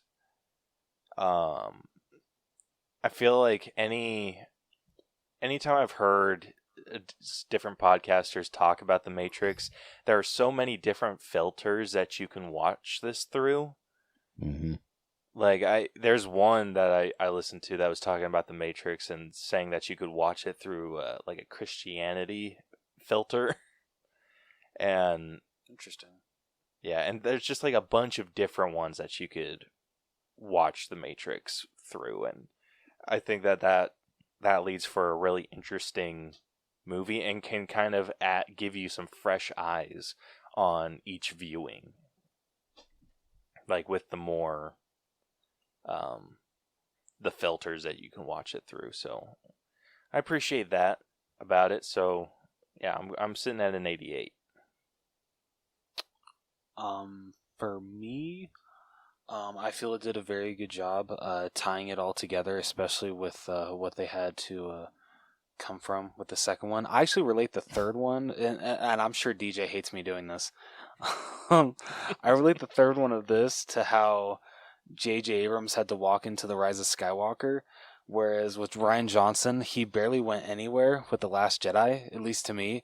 And so J.J. Abrams had to fix so much with The Rise of Skywalker, even though all three of the Matrix were directed by the Wachowskis. I feel they just had so much more ground to cover in the third one, and they actually did a really good job tying it all up. To the point where I was actually honestly impressed that, for the most part, like, it all made sense once it was all done. So I'm gonna go an 80. Let's go an 86. So like I was kind of telling you guys before the show, like I've watched these movies, all three of these movies, a billion times, but it's been a long time since I've watched these movies, and I have never, ever watched any of them with a critical eye. Like, I have been like, it's Matrix time, and I just watch the Matrix movies because I love them. And this has definitely shed some light on these movies that I didn't realize was there. Like, there's definitely more problems with these movies than I realized. I mean, really mainly the second one, but by extension the third one, because the second one was so weird. But overall, though, like, nothing anyone thinks about these movies is going to change how much I love them all. Like, even though I see the flaws in them more than I ever did, I'm still giving this movie a 100, because it is, again, like I said, this is the trilogy that if I could watch 3 movies for the rest of my life, it would be these 3 movies, just because they are, I don't know. Like you were saying, Caleb, like you could watch them with so many different colored glasses on. Like, oh, now I want to watch this and think about Buddhism when I watch it. I want to watch it now and think about the trans journey. I want to watch it now and think about, the Christian journey. Like, whatever it, like, it's a great bunch of movies. And like I said, like all of us have said and realized, impossibly stuck the landing. Like, they got it so, like, right on the nose good with how they ended this, that it just doesn't make sense. So like, I'm glad it happened, but it seems impossible. So yeah, this will always have a 100 in my heart. All 3 of them will. All right. So with all those, that brings our personal score to a 91.3. And since that is the last category, the final All Bros and Untrained Eye letter grade for The Matrix Revolutions is... Yeah, I had it. Yeah. A B+. Listen, remember, this time you have to do the ones that got above it first. Because even though we all agree this one's better than the second one, people are going to be upset by the movies that this beat. Yeah, so this is sitting at an 89.54%. So let me figure this out real quick. Do you factor in the personal grades too with this, or are those just separate? No, I factor in the personal scores. Oh, wow. I feel like I've really been skewing these Matrix movies up, but I'm not changing my personal grades. All right, so The Matrix Revolution sitting at an 89.54. So you want me to do the ones that it beat, or that beat it first? No, do the ones that beat it. That makes sense? The ones that are above it first, and then do the ones under it last. Okay. All right, so first one we got, hold on. I have a system and it's a little bit messed up right now. The Matrix Revolution is sitting at an 89.54, which puts it below Black Widow, which is at an 89.62. It puts it below Better Watch Out, which is at an 89.72. Puts it below Ghostbusters Afterlife, which is at an 89.75. Puts it below Da 5 Bloods, which is at an 89.8. And then finally below A Marriage Story, which is at an 89.81. Yeah, so these next ones, these are the ones that people are going to be like, DJ, you're not welcome here anymore. What did you do? All right, so this puts it above Ready or Not, which is at an 89.40. It puts it above our original Spider-Man Far From Home, which is at an 89.35. Oh, shit. What's up, Vic? Puts it above Black Panther, which is at an 89.34. It puts it above Knives Out, which is at an 89.31. Puts it above Rise of the Planet of the Apes, which is at an 89.25. This is perfect. And then finally puts it above the Spider-Man Far From Home. That is... With the additional Crash and Taz and Untrained Eye score edition, which is at 89.20. What a kick in the nuts. What a kick in the nuts that is. Oh, man. Imagine being Vic right now, listening to this podcast, being like, oh, I quit. I'm not being on anymore. You want to have this idiot be your third co-host? Good luck, stupid. Dude, part of me doesn't want him to hear this because I feel like him hearing that it's above Far From Home, both Far From Homes. Is going to say, could you imagine how? I mean, it couldn't have just gotten just under the original Far From Home. No. It had to be both. Okay, well, it's not. It's close. Like the margins are like really close. The difference between the Matrix Revolutions and I'll even say like the updated Far From Home score is 0.3%.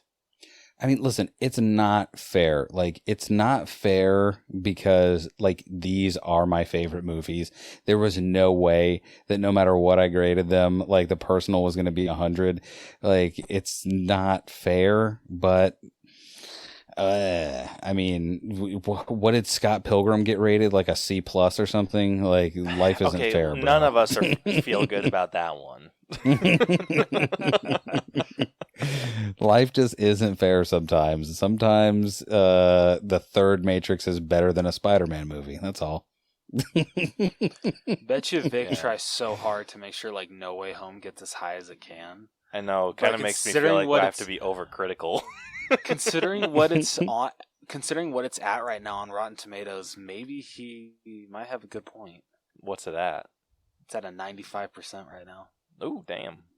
Yeah. That's something interesting. What do the Matrix movies have on Rotten Tomatoes? I've never even thought to. So the third one has like a 30-something%. Holy shit, that's completely unfair. Okay, let's find out. So the third one has a 35% tomato meter score and a 60% audience score. Well, that's bullshit. And then... just go backwards, go to Reloaded. Yeah, sounds good to me. That has a 73% on Rotten Tomatoes and then a 72% audience score. So that's like neck and neck. That's actually kind of cool. So Reloaded. Wait, are you telling me that what's Reloaded at? Reloaded's at a 73. And what did you say Revolutions was? So like in the 30s? Yeah, Revolutions is at a 35. Bruh.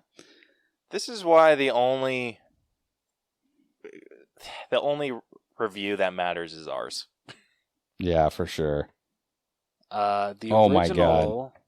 Yes. You ready for I just the looked at it original? too. Oh, Yeah. yeah, 88%. Well, that's But an bullshit. 85 audience score. By the way, I didn't realize. Like, I knew what Rotten Tomatoes was, but I never check it. 157 critic reviews, 250,000 plus audience reviews for the original Matrix. Damn. Jeez. Yeah, dude, I feel like our scores are way better in line. Like if we were to go to anyone and say, "Oh, like what other than Scott Pilgrim?"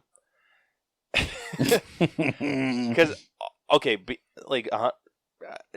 the times that I have shown our list to like coworkers, I always catch shit for Scott Pilgrim if they've seen hilarious. it. Other than that, they're just like, yeah, they're like your scores are pretty accurate, and like the ones that people disagree with, they're like, oh, I don't agree with that one. I'm like, okay, go to the individual breakdown of the categories, and when they look at the category scores, they're like, okay, like I get it. Yeah, I think The Matrix. I mean, clearly, the third one did not get its justice. So Not hopefully we today. did I was gonna say, hopefully we did our part. I hope everyone listens to all these Matrix shows, and then watches the new Matrix starring John Wick and enjoys it thoroughly. By the way, how much do you think? Did you guys see Hamilton the movie? Well, whatever, the Broadway show turned Disney Plus movie. I have not watched it yet. Never mind. Well, the guy that plays his therapist, that's not Neil Patrick Harris, the one that's like, can you believe it? We're going back to the Matrix. That guy, does he not look like he would be like some new version of the Merovingian? Because when I was watching this movie, I was like, he looks kind of like that dude from that commercial. I only asked because that guy, the one that's like, we're going back to the Matrix, he had a part in Hamilton. But you never saw that. Nope. Anyway, sorry for anyone who I ruined your Spider-Man visions and thoughts about with my personal grade. You know, Dude, you guys have no idea how happy I am that adding your scores lowered the overall score for Far From Home. that is amazing. The one thing that Vic Amazing. didn't want to happen happened. I felt like I was very fair on that too. Like I wasn't like overly congratulatory, and I wasn't like super harsh to that movie. But apparently a little too harsh. Oops. Oh, yeah, I thought that was freaking great. But anyway. Yeah, so one thing that's pretty interesting, the difference between the Matrix and the Matrix Revolutions on our scores is less than 1%. Really? Yeah. Wow. The Matrix Revolutions, like I said, is at an 89.54. The Matrix is at a 90.24. So it's less than 1% difference, but they are different grades. The Matrix being at an A-, spoiler alert if you haven't listened to that episode, and then the Matrix Revolution being at a B+. Where did Reloaded land again? I forgot. B-. It's God significantly lower. It's at an 81. God damn. Which, speaking of, like, how do you being the Yeah, what odd would have man been your out. personal grade? Yeah. Yeah, where were you at? Or do you agree with that score? Yes, my personal score probably would have been 80. So yeah, I definitely agree with that. Yeah, probably would have brought it down a little bit, but not too much. And I mean, rightfully so. The movie did some pretty egregious things. All but right. by the way, I will say this. I did get to come up with they lived in the dark web and they went to the normie web highway comparison, which I was really like, you don't know this, but I was like breaking my arm to like pat myself on the back for that one. I was like, I can't believe I made the connection. This is amazing. I finally did it. I'm a movie critic now. I love it. Yeah. I'm excited for number 4 after this. Like, this was a super solid idea. I'm very excited but very scared. Like, I need this movie to not be bad. It doesn't have to be great, but it needs to not be bad. It needs to be at least Revolutions. Okay. Yeah. You say at least Revolutions? Yep. Listen, it's not going to be one, okay? Because here's the thing that I found out, too, about The Matrix, is that The Matrix, before it became a movie, it had been shopped around for, like, upwards of 10 years, which means that they had 10 years to hone in on this story that they were going to tell for the first movie. And then it was a huge success, and they got a bunch of money, and in less than a quarter of the time, they had to shoot out these next 2 movies. So the general consensus is that hopefully that with this amount of time in between movies, that this one will be good. But I mean, listen, let's be real honest. Like, if it's as good as The Matrix, I won't believe it. If it's as good or better than Revolutions, that's honestly where my expectations are. Like, at now that we have watched all these through, like, if it's at least that good or slightly better, I'm okay with that. But it can't be worse than Revolutions. It just can't. I won't let it be. I will strike it from the record. Well, I guess we'll find out in... When does it come out? 17? 2 weeks. 2 weeks? It comes out. Well, it comes out on the 22nd, right? Yeah. Or does it? I thought it was the 22nd. I think it is the 22nd. Oh, next Wednesday.